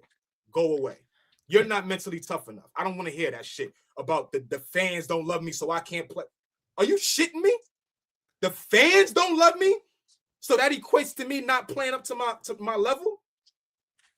Those type of niggas I don't want around. Get them away from me. And it was all great. It was all good just a year ago when you had was Dipset KAT and you were running around with the Rough Riders jersey, and get the fuck out of here. Get away. It was all good in New York then, AllBall. So, you know, what's your response to, you know, whether KAT gets enough touches, and what Flea is saying, what Paul Pierce is saying, it's clear, it's evident he don't want to be here anymore. So, let's say something will be totally insane and ruffle a lot of feathers. But first, before I say that, I love Paul Pierce and KG together. Paul Pierce can go to hell. He's a Boston guy. He hates us. I hate you too. But as a player, I loved you. I love watching you. I love what you represented. So I always got to give you the smoke that you give us, right? Because you know that Boston, New York thing is always going to be like that. And I like that mix with Tony Allen there. They hilarious. Him and Paul Pierce did a little one-on-one thing. That shit was hilarious, right? It's funny. It's funny. You're right, OG. It's funny, and they do a hell of a job. But can AllBall TV get the props they deserve? Can Knicks Rehab get the credit they deserve? I've been saying what Paul Pierce just said. And everybody told me I was crazy. Been saying that. Let me take it a step further. We use this word talent a lot. Anthony Towns really talented? What does he do great that makes him talented? Is he a great rebounder? Is he a great defender? Is he a great shot blocker? Can he get the ball one-on-one and give you a shimmy? Is he catching alley-oops? What is he doing that he's so talented? Yeah, that's where I'm going. He might not be as talented as we think he is. I said this a couple of Knicks rehabs ago. He get away with this. Do we see him when he had the ball? They are able to put little guys on him. I'm being dead serious. I'm not trolling. Where's the talent? I know, I got you. He's talented, OG. You know he's talented. But I think real quick, AllBall. Well, AllBall, because this word gets misconstrued. Once you get past the point of being capable, potential, a lot of people use talent as potential, but we're past that. You in the NBA for 10 years. So when he's talking about talent, he's talking about skill. Sure. What is your skill, bro? And let me just say this. You know what's talent? Victor Wembanyama. When he first came into the league, I was dead wrong. That's talent. Let's stop. It's like that word friendship. Let's stop throwing the words out there. Let's stop saying you're my friend if I met you yesterday. Let's stop saying I love you if I met you yesterday. I'm being for real. That word talent, where's Paul Anthony Towns talented at? 3? Has he been that talented at that lately? Career lows this year. On so everything. All field goal in 3. Career lows. You know who has talent? Akeem Olajuwon. Have you ever seen him when he had the ball? Have you ever seen the moves, the footwork? Have you seen the defense? Michael Jordan, all I said about Akeem, he was top 10 in all categories. That's talent. He said Towns ain't fucking talented. He said problem. Mike he ain't talented. Cal Bridges ain't talented. Ain't talented. They got one motherfucker that got talent and is Jalen fucking Brunson. That's the fucking problem. I'm sick of this shit, man. Niggas ain't talented. This is regular weed. Leave me alone. I was just asking if the couch was brown. No, I was just asking if the couch was brown. You know, that peanut butter, you know, that diarrhea brown. Nah, I like peanut butter. Now hold on. I like peanut butter. Yeah, bro. I like peanut butter, nigga. I like diarrhea. And it's real, it's real leather, and it's the real pull-out couch with the metal. Hold on. That's when you pull out the white. You got the white BM. Heavy joint. Nah, hold on. My man said I got the That's old heavy white joint, OG. My man said I got the all white BM with the peanut butter levers. Come on. That's the white. Come on. That's the heavy joint. You need about 3-4 niggas to get that shit in the crib. Come on. You gotta break it. That ain't no regular shit. You gotta break this shit down and get it in the crib. Break that shit down. Fuck is y'all niggas talking about? All jokes aside, that's the problem. You telling me in the 90s Charles Oakley is talented? You telling me that's talent?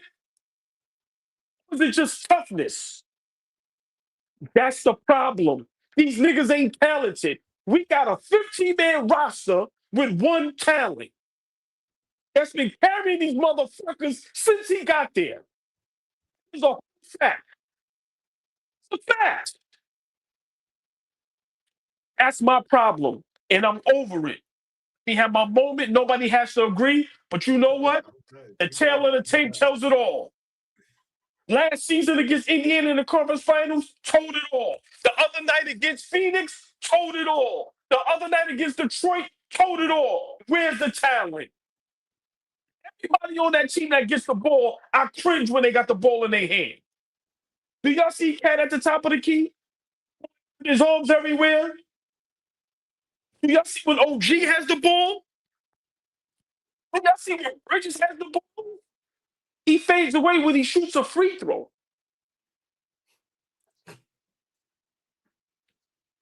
That's funny. Lee, That's funny. we don't have enough talent on the team.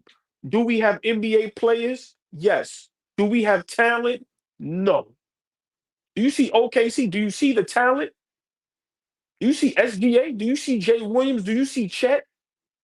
Dort is talented. He's a talented, dirty player. But you know what else he can do? Knock down three-point shots when he's wide open. You see Hartenstein and his talent? Rebounding and passing. In defense. You see Caruso's talent? What is called Anthony Towns' talent? Why do we keep lying to ourselves? Man lied to him on national TV to boost his ego. He ain't the best fucking offensive player on that team. Man, that's talent. Handle, defense, range, athleticism, dunking. Kevin Durant, LeBron, that's talent. Be Mike.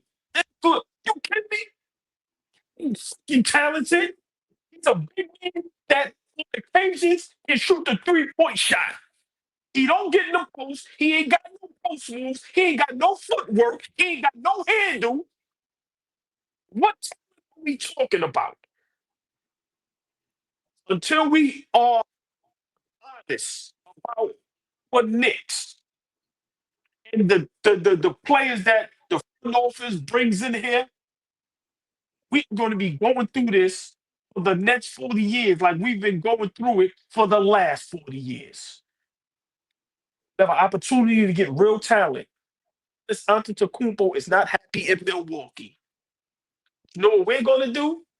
We're not going to get him. Why? Because he's really talented. We want the niggas that's not talented. Julius Randle and Quickly and RJ Barrett.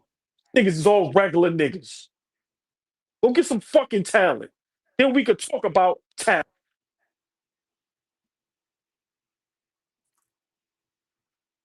I'm gonna vehemently disagree on the calling thing. Of course you are. That's why I love you. But you know what makes it worse? I want to know what Leon Rose was thinking. James Dolan, Jalen Brunson, and AllBall before Karl Anthony Towns got here. That shit been like that for 10 years plus. And I'm not gonna go say he has no talent. That's insane.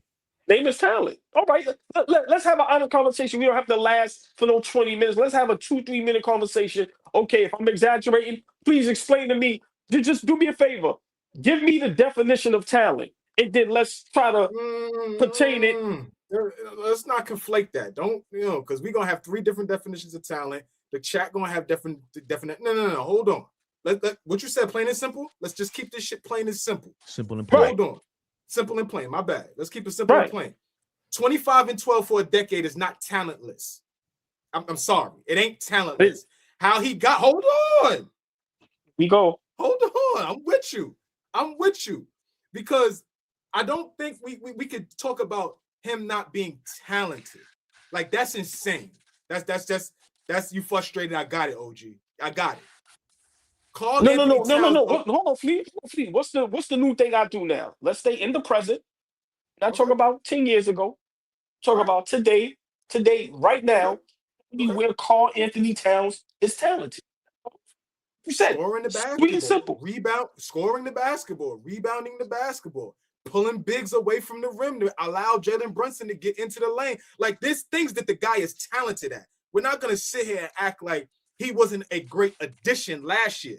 The huge frustration right now is because he's not playing the way he played last season for us.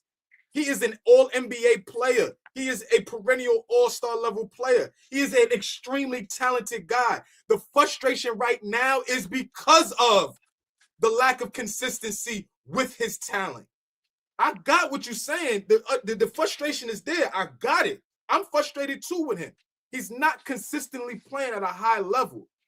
But this thought of that no talent whatsoever, the guys that you named, you ridiculous. You're going to say Mike, Bean, Shaq, Dream, dot. I'm like, hold on, nigga. Wilt. That's come on, nigga. That's my definition. No, that's my definition of. We got to use another word. We can't say because we. I'm with you. Listen, NBA Network platform player cannot brag and boast and go, yo, Wembanyama is one of the most talented players we ever seen, and then say, well, Karl Anthony Towns is talented too. We have to use another word then. We have to use another word. No, we don't, because how the hell did you come up with a championship expectation if we got KAT? That's not an accident. That wasn't illogical. I didn't like it because I don't like his game. I've been seeing his game for a decade. But to say he's not talented, he puts the ball on the floor. Every big man cannot just put the ball on the floor like that. Do I like the way that he doesn't stop and have a different kind of move? Yeah. Is he successful when he put the ball on the floor? Of course he has been. How do you average 22 and 12 and not be successful? It's just like the rest of the team. When you come into this thinking you won a championship already, and you don't change, you don't adjust to their adjustments. Karl Anthony Towns has not adjusted to the league-wide adjustments on him. That's the frustration. But in order to adjust to him, you got to be talented to be on the game plan. Draymond Green did not say he was trash. Draymond Green said he was soft, which is what we've been saying. Not that he's not talented. He doesn't have the mental toughness to do what you want him to do, which is what I've been said about him. He hasn't proven to be a championship player, including going at Jalen Brunson, the front office, whoever it is. You're okay with being number 2, number 3, and trying to hide when things get bad, when all the blame is being dished out. You don't want that smoke. You only want to be Dipset KAT, the IG model. That's been my problem with him. So if you're not happy here, like Flea said, you could get the fuck out of here. But I'm not going to say you talentless. The reason why we're disappointed is because you are super talented. Hey, how many players are really more talented than before the last 3 years? Now you got Wemby, you got Chet, and these guys. These are brand new guys who are basically his style of player. A carbon copy of this nigga. They're a carbon copy of who the fuck KAT is. Why do you think some of these niggas want to come in and shoot threes and want to play away from the rim and be elite rebounders? Because this nigga's been doing it for a fucking decade. The problem is your favorite nigga is Kevin Garnett. I'm talking about in terms of sports media and when we talk this hoops thing. You always talk about KG, how much you love him, how much he keeps it real. KG had one season with Karl Anthony Towns. He wasn't around very long. But the mere fact that he doesn't play with the attitude that KG plays with is why you're frustrated, OG, is why we're frustrated. Because if you add that, which is not teachable, either you got it or you don't. He don't have that. So now it looks like we got to question his talent when it's not on a consistent basis. I hear what you're saying. I'm not saying you're wrong. I'm saying you pushing it because of he's a Knick. And nigga, you got fatigue. Every chance you get, you're gonna mention the 90s Knicks. I get it. I remember how catastrophic that shit was. I was young, but I was right there. I get it. This dude is talented. He's not maximizing his talent, and he doesn't play with the mindset of a Kevin Garnett, of a Patrick Ewing, of a Dream, of a Shaq, of a David Robinson. Those guys, you didn't have to ask him to bring it every night. He doesn't. I let my brothers bamboozle me ever again. I 100% disagree with y'all, just like y'all disagree with me. I don't care what Cat did 10 years ago. The same thing like in them 90s Knicks. We were talentless. Besides Patrick Ewing. We was going to war against teams that had talent. And this is why we have to be scrappy and tough and be dogs, because we're not talented enough. Was Cat talented yesteryear? Okay, maybe. But I'm saying this season, not show me any of these talents that y'all are talking about. Why you wanted him so bad? You wanted to trade Julius Randle for him. Why you wanted him so bad? I explained that before because I thought he would stretch the floor. I thought he would make the game easier because he is. Let me finish. You asked me a question. How do you stretch the floor, P? No, hold on. You have no talent. How do you stretch the floor without talent? Go ahead. Listen, you shoulder roll. Bring out the shoulder roll in a minute. The key words I said. The key 2 words I said is I thought he would do these things. Because of what you were watching for 10 years. That's why you thought that. That's why I said this season, let's stay in the present. When guys sit up there and go, Cat is talented, I'm saying this season, where is the talent? Okay, yeah, he averaged this amount of rebounds. How many times have I said, when has he ever gotten the big rebound? Against Philly, he let Paul George get it. When has he ever got a big block? When has he ever made a great defensive stop? When he has the ball and goes to the basket, he looks ridiculous. It's either offensive foul or turnover. Listen, the game with my brothers.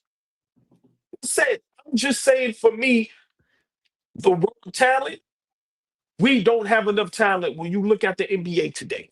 Look at a team like Houston that keeps losing. And look at the talent on that team with Kevin Durant, Amen Thompson, and Sengun. 3 good, talented players. They not even championship contention. And we supposed to win with Cat, OG, and Bridges? Like, come on, man. We don't have enough talent. And I'm tired of having the same arguments because we love our Knicks and we are biased. I am very biased. I'll tell you till the day I die, Brunson is the best player in the NBA. When we have to keep it real, let's keep it real. My opinion, we don't have enough talent. We have an opportunity to get a talented player, and we're going to drop the ball on that because that's what we do. But I stand on what I stand on. When Paul Pierce say, Cat has where? Dave, I'm talking about this season. Where's that talent at? It's not being produced. It's not being seen. And it may be because, like I've been saying, he's very unhappy. Him and Brunson does not get along. I said this before, and I backtracked, but now I got to stand back on it. And I was the first to say it. I didn't hear nobody else say it. They do not like each other. But so if Body language is telling it. So if they did like each other, if Brunson did pass him the ball, if Carlton Towns was happy, does he have talent then? Like that's what I'm saying with your statement. You can't say you thought he was gonna stretch the floor and he has no talent. That's the part I don't understand. And that's the part I disagree with Flea totally about. But maybe the ball players see something that I don't. Why the hell he got to get featured when he's featured? I see him being featured. When they bring the ball down court, he's the first guy top of the key setting the pick. He'll part of the dribble handoff. He don't have to give that shit back to Brunson, bro. He don't got to give that shit to anybody. Why are you stopping, looking, surveying it? Where's the fake the pass? Because of how Brown wants him to play. Because of how Brown wants us to play. Because of how Brown wants us to play. He wants the ball to get moves. He wants us to get 2 feet in the paint and get it out to 3-point shooters. That's how he wants us to play. I'm just saying Brunson could get in the game and say, I got you, coach. And recognize that, the only way where I'm going to get 30 and 15 from this guy is if the first 2-3 plays down the court, we give it to him no matter who's defending him. No matter who's defending him. But hold you can't say in one breath, I'm just, you pass it to me, I eat off the plate, I get a plate back to you. You can't tell me Booger Smith is going to tell you to get the big man involved, and now we can't act like we don't want to do the same thing for Karl Anthony Towns. And Fleet, it just don't work. Go ahead. But Fleet, I agree with Fabian. Like, Karl Anthony Towns does get the ball. He allows Fleet. He allows little guys to push him all the way out to the top of the 3-point line. Bro, he's never getting in the post. And then when he does get the ball, like I told you, I know it's only one play, but we know how this thing goes. You want the ball, nigga, here you go, and then you turn the ball over. You as a point guard, what are you going to do from now on then? Not giving your ass the ball. Karl Anthony Towns has ample opportunities to make himself look respectable, look like he deserves the ball, but too many times he looks like he don't deserve the ball. It's just, I understand how he just continues night in and night out to allow little guys to guard him. Just like that stat that Fabian brought up was super dope. The teams you can put the best guy on Brunson so the random can guard Mikal Bridges because you know he ain't going to do much. He don't want no smoke. They do the same thing with Karl Anthony Towns. We ain't even got to put our best big on him. A small forward on him because we ain't even worried about him. I just feel I agree with Fabian on that. He gets the ball and he don't do enough with it. I'm sorry, he just doesn't. There's a difference. There's a difference between just passing you the ball and me knowing in my mind I want to establish you. It's just two different things. You could pass me the ball and I could touch it. Okay, I touch it and I hop it back to you. But there's another thing when we going down and I'm like, in my mind, Brunson, the primary ball handler, the guy who's making a majority of the decisions, like, I know I need him tonight. I got it. I know I got it tonight, but I know I need my guy tonight. What do I need to do to make sure he knows? If we're talking about knowing who these guys are, so we can't force the nigga to change his mentality and his mindset. So now we got to capitulate to who he is. He's soft. He's mentally, he's not. So now we got to stroke the ego a little bit. I mean, it is what it is because we're not going to get him to change. Throw that out the window. He's not going to be some tough, dominant, demanding guy. So if he's not that, do what you got to do to put him in positions of success. That's on the coach. That's on the main ball handlers. And that's on him for when he does get those opportunities, he has to maximize it. So that's what all I'm saying is it's not a point fingers and this and that. Like it's literally a trickle down effect from everybody. Everybody plays a role right now in why we aren't successful. KAT gets the ball at the top of the key. He's looking to hand it off. And when he gets into a pick and roll with Jalen Brunson, he don't roll hard. That's on him. He got to roll hard. But when he rolls hard, with his hand is high, giving you a target, Brunson, get me the motherfucking basketball. You're going to beat your matchup no matter what. Get me the basketball. It's the first quarter at the 10-minute mark. Let me establish myself. Let me get in a rhythm. Like, this is a team thing. This is not like we can individualize this thing, but this is a team thing. Everybody matters right now. Amy, can I just play devil's advocate for 30 seconds? How many times have KAT, let's just say he does that, and then when he does offensive fouls, and now, because when are we gonna mention that and why he doesn't touch the ball as much? Because he can't stay on the floor. Because every first quarter he got 2-3 fouls and he's out the game. All right. Well, the hero ball and no, Fleet. No, don't do that. No, you better than that. This ain't got nothing to do with Brunson, Fleet. I'm not talking about playing hero ball. I'm just not saying. Him, just period. Right? No, but let's not act like he's not the problem at times to where he doesn't touch the ball because he can't stay on the floor because he commits dumb foul and he has to sit on the bench for 3 minutes. Like, how do we ignore that? And bro, I mean, that's obvious. I think we all agree with that. There's no argument with that. The mentality trying to get Karl Anthony Towns involved, and okay, so let's break down the touches even further because this is the part I'm a little bit lost on, and maybe the ball players can teach me, the nerd. Jalen Brunson, 93 touches per game throughout the season. Karl Anthony Towns at 52 touches per game throughout the season. Front court touches, Karl Anthony Towns gets 37.2, Brunson gets 35.8. Pretty similar. But the last 2 games, ever since they had a players-only meeting, since that Pistons game that we got that we flaked on. Jalen Brunson went from 93 touches to 84. Karl-Anthony Towns went from, I don't even remember, to 55, which is 5 more if I'm not mistaken. And in the front court touches, it went up 5. He got 40 touches per game, and Brunson dropped to 31. So it's not like he's not getting the more touches the last couple games after they were beefing about that. That's exactly what they were probably talking about. He was probably the center of all these player meetings and everything. He has to establish himself on and off the court. It's anger doesn't have to be expressed and talked about in a way where you got to be this macho, Randy Savage dude. You get the ball, don't pass him the ball back.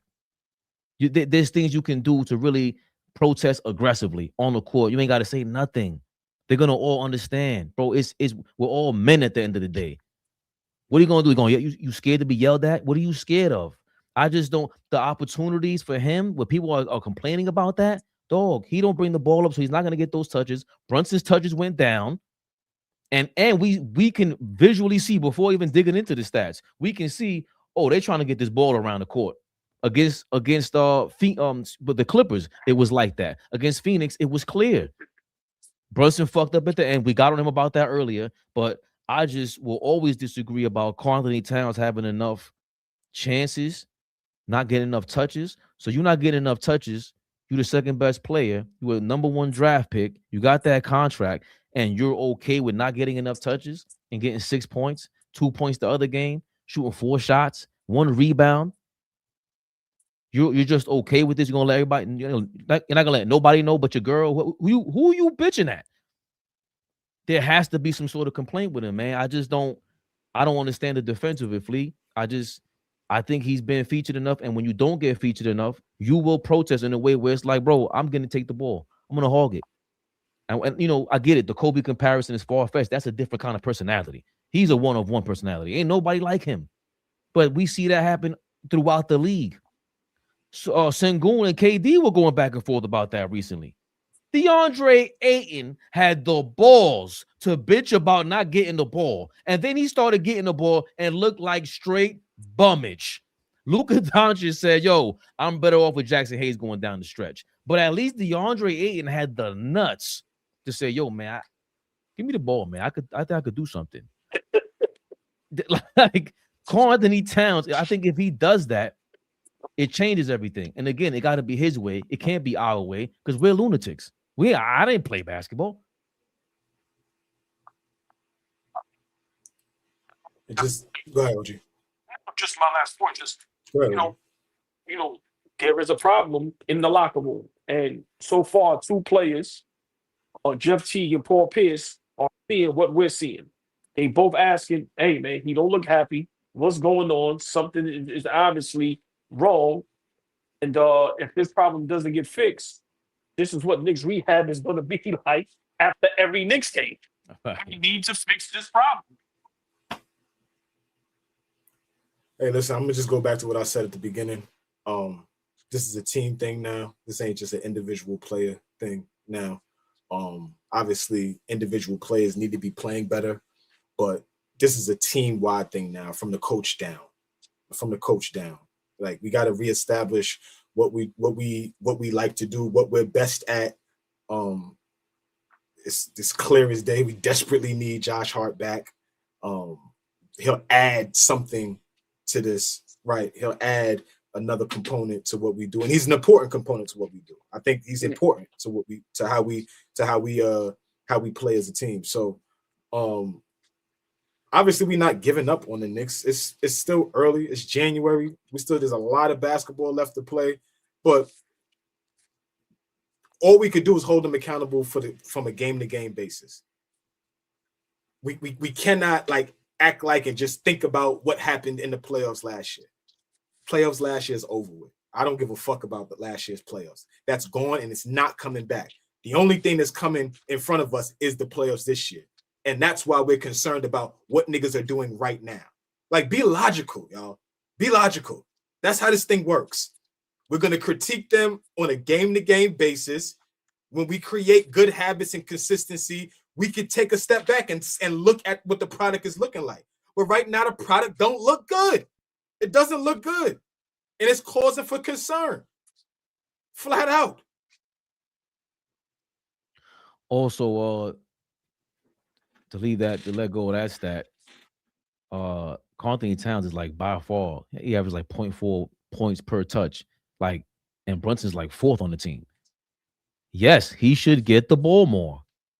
It's not because I don't want him to get the ball more. I want him to, like you said, Flea, give him that ball 2 or 3 times in the start of game. I want to see that. I want to see that. I want to see what you do after that. Because Mike Brown already said you're the leader. I want to see that. I want to see how you respond to that. This is what I'm talking about. That's when I want to see KAT get into that mode. Everybody got your back now. What you gonna do with it? Fellas, we got Portland tonight, though. What we thinking? Tough, gritty team. Everyone can sleep on them. Denny, I had the video lined up, but Denny, this guy, the whole league's complaining about his foul calls. Anybody in front of me, I don't care who's in front of me, is going to get that work. I'm going downhill. Don't care. I'm initiating contact.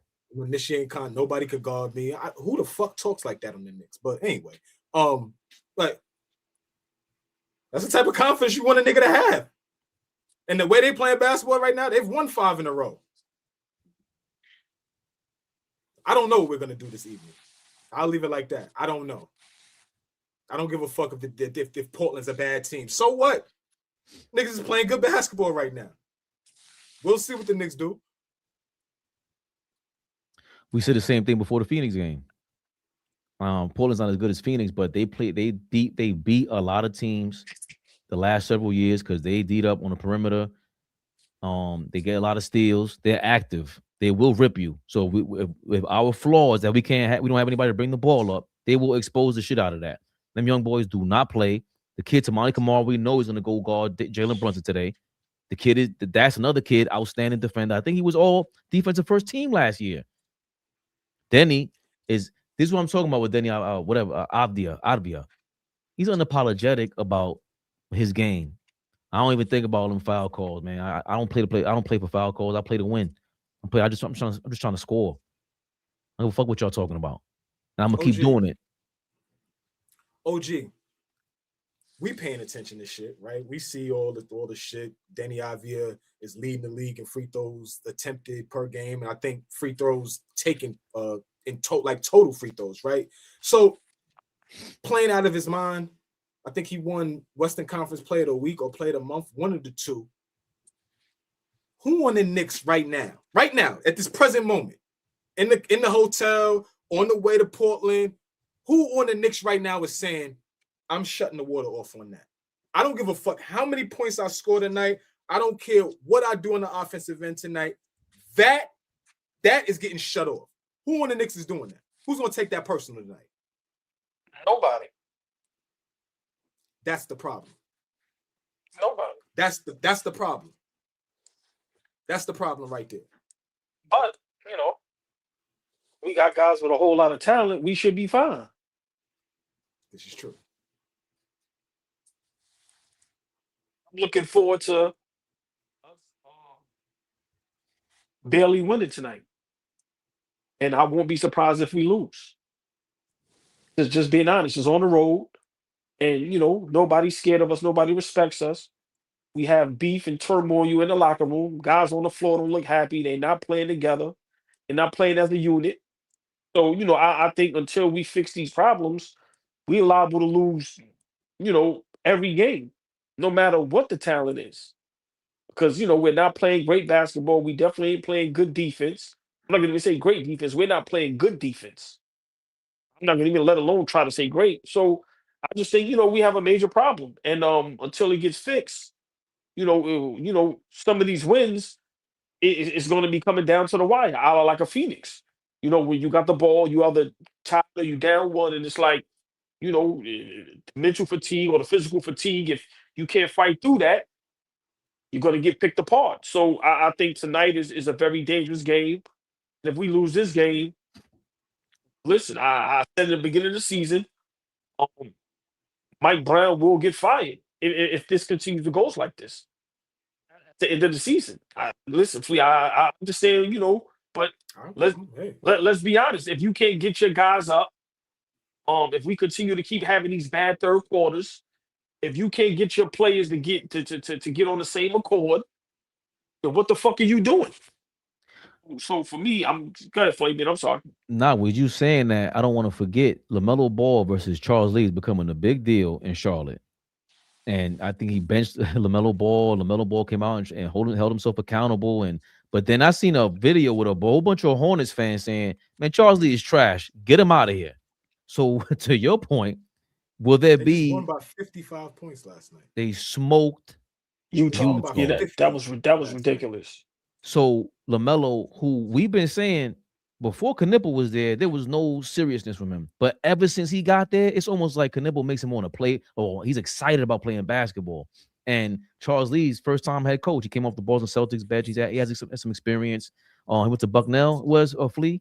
No, yeah, but the young black coach always gets the shit roster, and then they want to tell him he ain't a good coach. Like they do that to all the young black coaches. They don't give them niggas no fair shake. Steven Silas had the same thing. Went to Houston. His last press conference, he was crying. Walked away from this press conference crying because the guys wouldn't play for him, and now he looks like a shithead coach, and now he can't get another job. That's not on him. That's the roster that you gave him. Like some of these young, and I'm just specifically young black head coaches. Some of these guys get some bad rosters, and they're expected to make miracles out of these shit rosters. Why does Brian O'Keefe still have a job? Do y'all even know who the fuck Brian O'Keefe is? No. He's coaching Washington. Why the fuck does he still have a job? And why isn't he talked about? So this is it's a different conversation, but all I'm saying is that, like, I was just coming back to what you're saying. They're saying Charles Lee is trash. What the fuck does Charles Lee have on the roster right now that's gonna give him a fair shake on is he a good coach or not? He's getting the most out of that young team, so he must be a decent coach. Now niggas ain't dapping up Mosley. After the first 2 years, now all of a sudden you getting clips of Wendell Carter don't want to dap up Jamal Mosley no more. They don't want to play for Jamal Mosley. Now it's going to be he ain't shit, as opposed to Orlando Magic are just as a team are underachieving. I just don't like when they do these coaches like that, and then they make it look like they weren't good head coaches. These players are fucking pussy.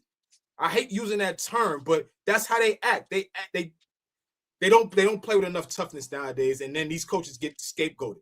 Same thing was about to happen to Bickerstaff in Cleveland. Thank God Detroit gave him an opportunity to just show that he's a damn good coach. Thank God. Ty Lue lucky as hell he won in 2016. Lucky as hell.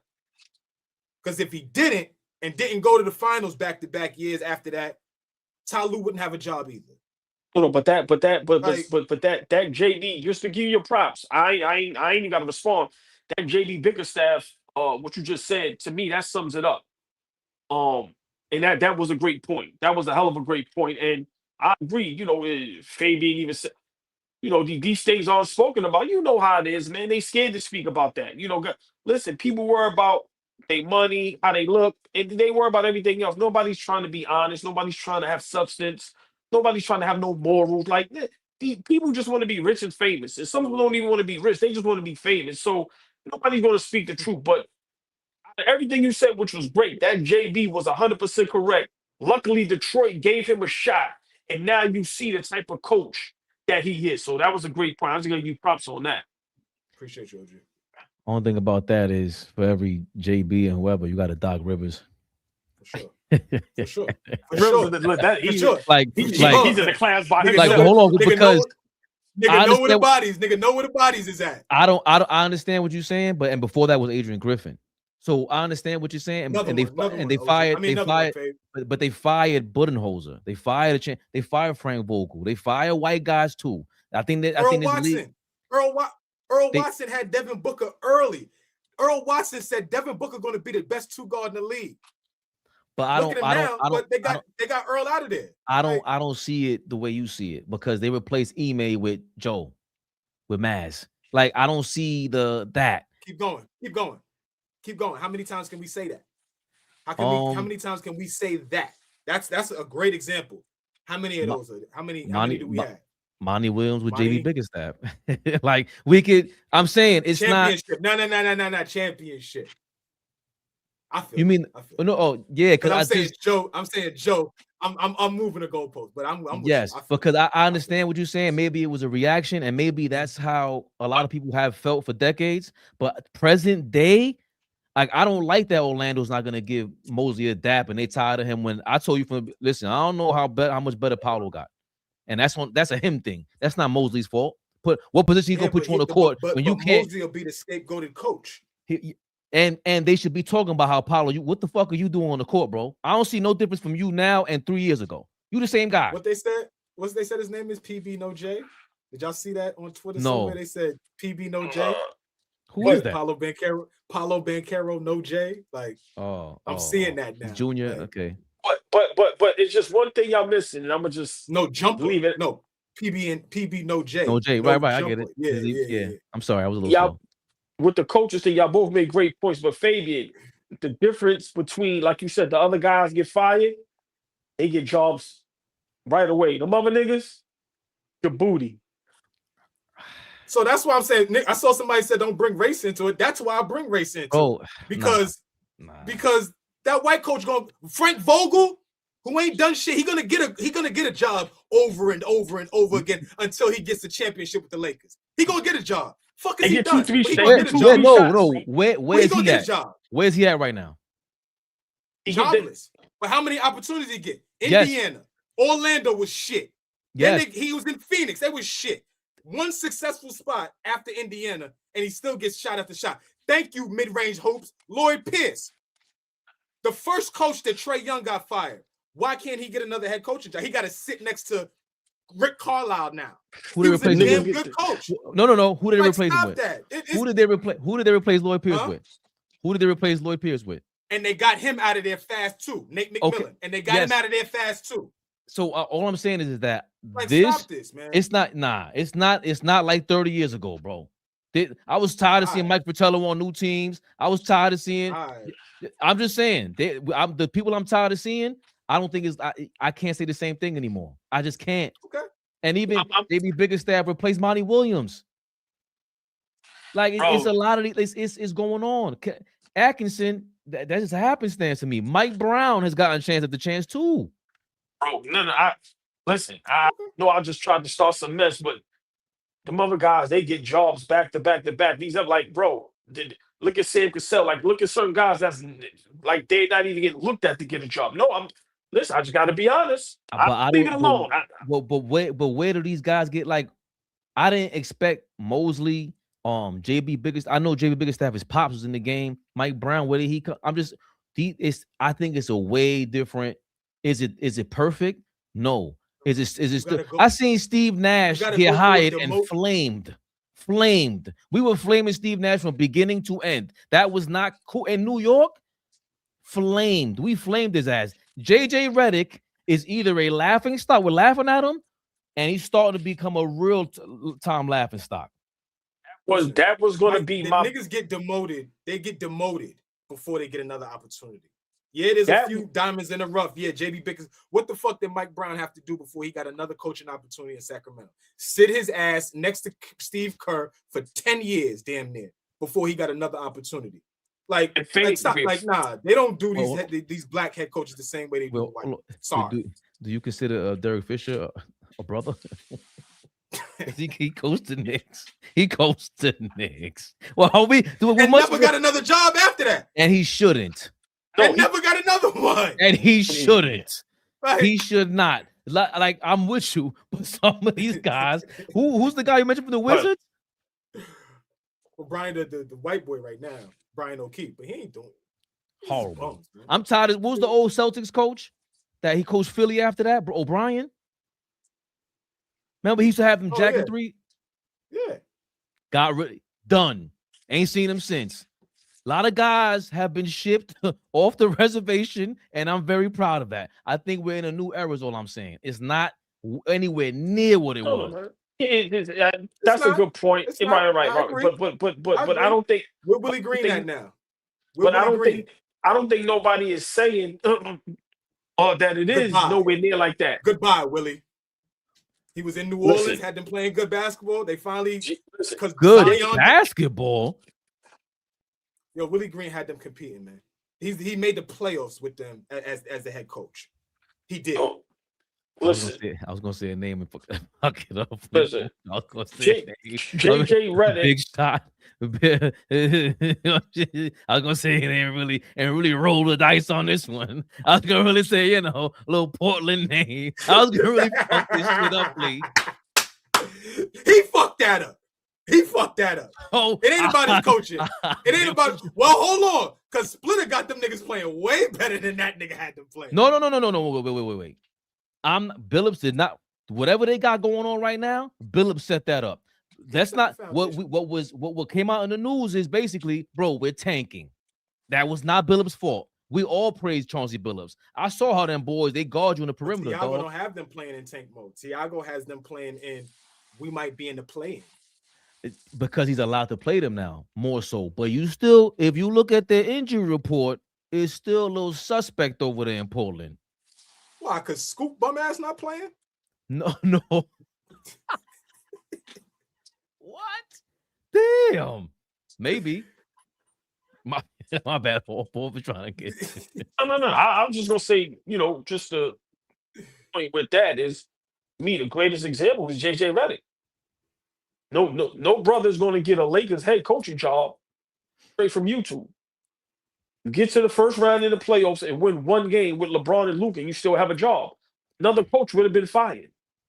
And like I got fired. Rest my case. Thank you. In the Western Conference Finals. Goodbye. Frank Vogel got fired after winning the chip. We got to stop. Same organization. He had countless jobs. What the fuck did he do in Orlando? Exactly. Absolutely nothing. And absolutely nothing. But where is Frank Vogel? Darvin Ham has a job. Frank Vogel was just coaching in Phoenix, bro. Last season. He was just coaching. Garbage. Out of there. These guys are gonna get jobs now. Mosley, if Mosley gets fired from Orlando, he's getting a job. He's getting a job. As an assistant, he's not gonna find no head coaching job immediately. That's held. That immediate head coaching thing is held for Doc Rivers, Jason Kidd, Ty Lue, Ime Udoka. Those guys are the guys that if they lose their job, they'll get another head coaching job. JB Bickerstaff, excuse me, JB. Buck stops there. That's 5. That's a good list. But after that, how many other guys are gonna get? Chauncey Billups gets cleared. Is he ever gonna get a head coaching job again? I doubt it because he's too hot. If he gets cleared. Here's the alley-oop. I'm surprised AllBall missed this one. There's a man who didn't even sniff an assistant coaching job, and he coached MVPs. He got a chill ring, and he came to the Knicks. You didn't say Tibbs? No. But I made that point a long time ago. But go ahead, though. No, but he's never an assistant. He ain't do Kenny Atkinson route. He ain't go to YouTube. He said, I'm not going to be the assistant coach. I'm a head coach. So he's the only guy, I think, Tibbs, that can get it, fits the description of what y'all talking about. Yeah, but we're forgetting Tibbs did all the work early. He's a 90s assistant coach. He's sitting right next to Van Gundy during our runs. He's sitting next to, it ain't like he ain't put in the work before he got that job in Chicago. It was like a miracle that he got that job in Chicago. Oh boy, I'm trying to help. He was well overdue. I'm trying to help your argument, Flea. And you just told me. I'm just I don't really have a stance in it. I'm just saying that what I see from the black head coaches is not fewer times than many. They get a roster that is ready made for them to take it to the next level. They always got to do their work out the mud. And if it doesn't happen while they're getting it out the mud, they are deemed a decent to bad coach. When some of these white coaches, they don't get success early, they can move on and find other opportunities, find other jobs. Their coaching isn't hit because they weren't successful with their first team. That's all I'm saying. Jackson got fired. Steve Kerr came in, got all the credit. In Toronto, I forgot the name of that coach. He got fired. Nick Nurse came in, got all the listen. There's plenty of examples. Tibbs got fired, and they bringing in Mike Brown to go get that chip or a ball. What you talking about? And Tibbs deserves all the credit. They did him like Mark Jackson. How about that?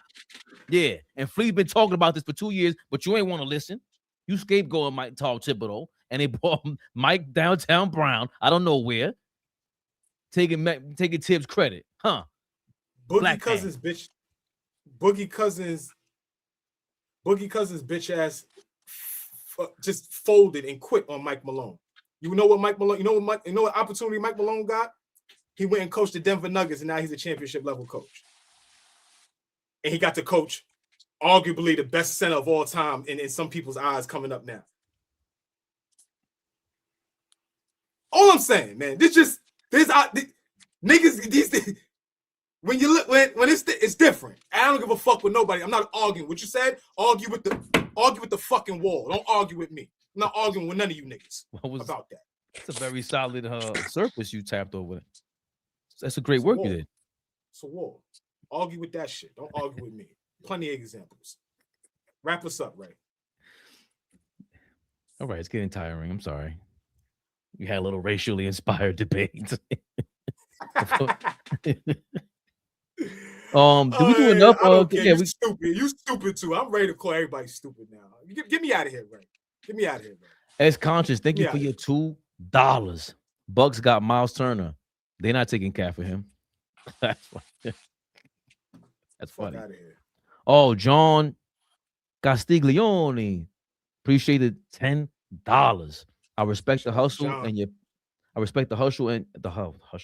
hustle and your passion. I love ball. My Sixers are the team. No one wants to play in the East.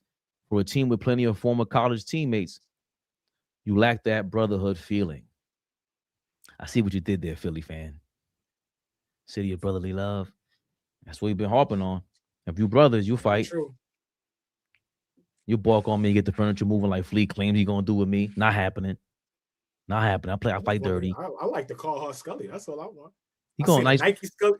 I seen a Nike Scully OG hat on. You got a car. I'm just thinking about things I need to take home with me when I go and visit my brothers. That's all. Why you dudes from that side of Queens always trying to rob somebody, man? No, it's mine. Borrow.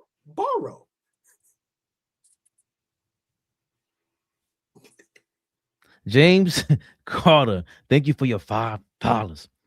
Peace and blessings, my brothers. In all three of your opinions, do you regret the Randall KAT trade? Oh boy. Yeah, we can end there. Yeah, any more super chats? Yeah, a couple more. Okay. You gotta hate it. I'd like OG to respond. Hold on. Let me preface this by saying the talentless trade of Julius Randle and Karl Anthony Towns. Did you like that trade, old boy, with no talent versus no talent on each side? Do you regret it? Nope. Can't stand Julius Randle. You hate Julius Randle more than you presently hate KAT. I hate Julius Randle right below LeBron James. It's LeBron, then it's Julius Randle. Damn. Can't stand Julius Randle. Yeah. You know, he ain't like us over here. He ain't want to be here. What am I like him for? Just like KAT? Well, you know, we'll see. It's starting to look like that, but we'll see. Yeah. The question is, no matter what, anybody but Julius Randle. Nah, I caught him. I caught him, Fabian. The shoulder roll didn't work that time. I caught him on the chin. He got a solid chin now. Pause. He just took that. He even flinch. So sorry, I got him though. You take light jabs in the fight. Gotta put a big knockout. You see? Speaking of that, ex-conscious. Thank you for your $2. Brunson a 2. Brunson's a 2 masquerading as a 1. Go get the guy, OG. Can we say that KAT is a 3 masquerading as a 5? Plays like that. 2 masquerading, period. No strays. Thank you for your $4.99, you big hater. $99. Peace, Knicks Rehab. I came to kick y'all back in while y'all were down, but seems like the chat got it covered. My job is it's fucking bastard. No strays is solid, man. He's solid. Sean, right now, thanks again for your $5. Revisionist history is a motherfucker, man. No, we don't miss Randall. Don't know why people keep asking Knicks fans that. We're gonna figure it out. Relax. Yes, correct, Sean. It's very incomplete. It's not that I miss Randall. It's that I miss iHeart Randall, Mitchell Robinson. There was 3 or 4 guys along with him to replace his Achua, and not just Randall. Randall is a lunatic. Nigga called Julius Foolius. That was funny. In New York? No, Sazna said KAT is the superior player to Foolius. But I was like, who's Foolius? But I said, oh, Julius.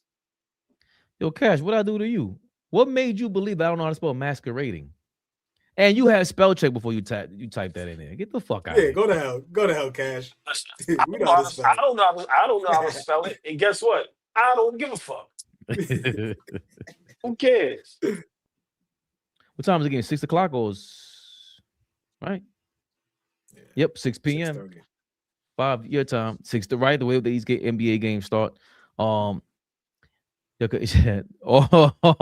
She hate interference. You can't. Is he talking to you, Fleet?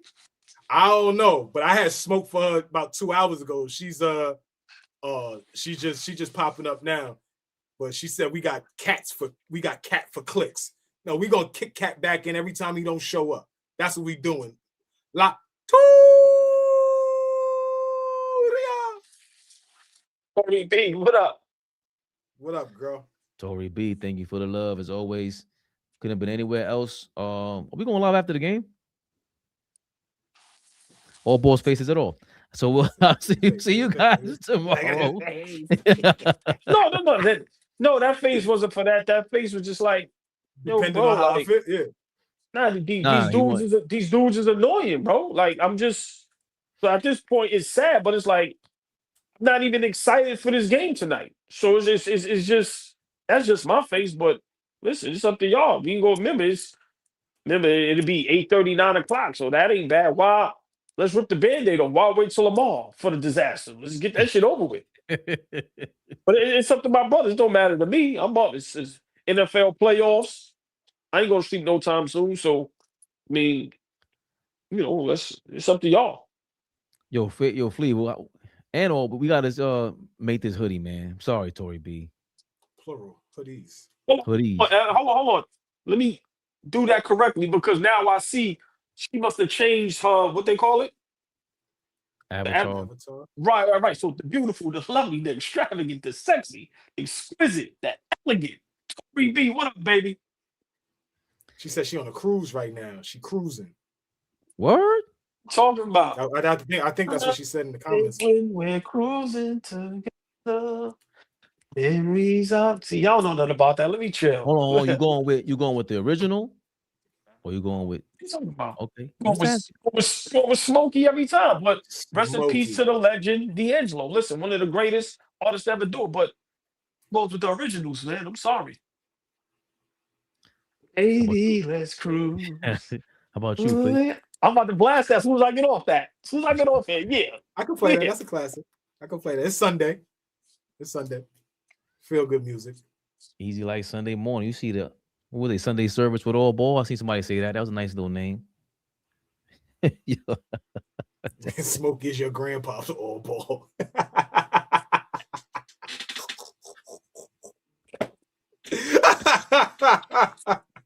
So we shall see you after the game. It was 8:30, 9 o'clock. Yeah. AllBall TV. They scared, but I'm not. They don't like comentario. Y suscribe.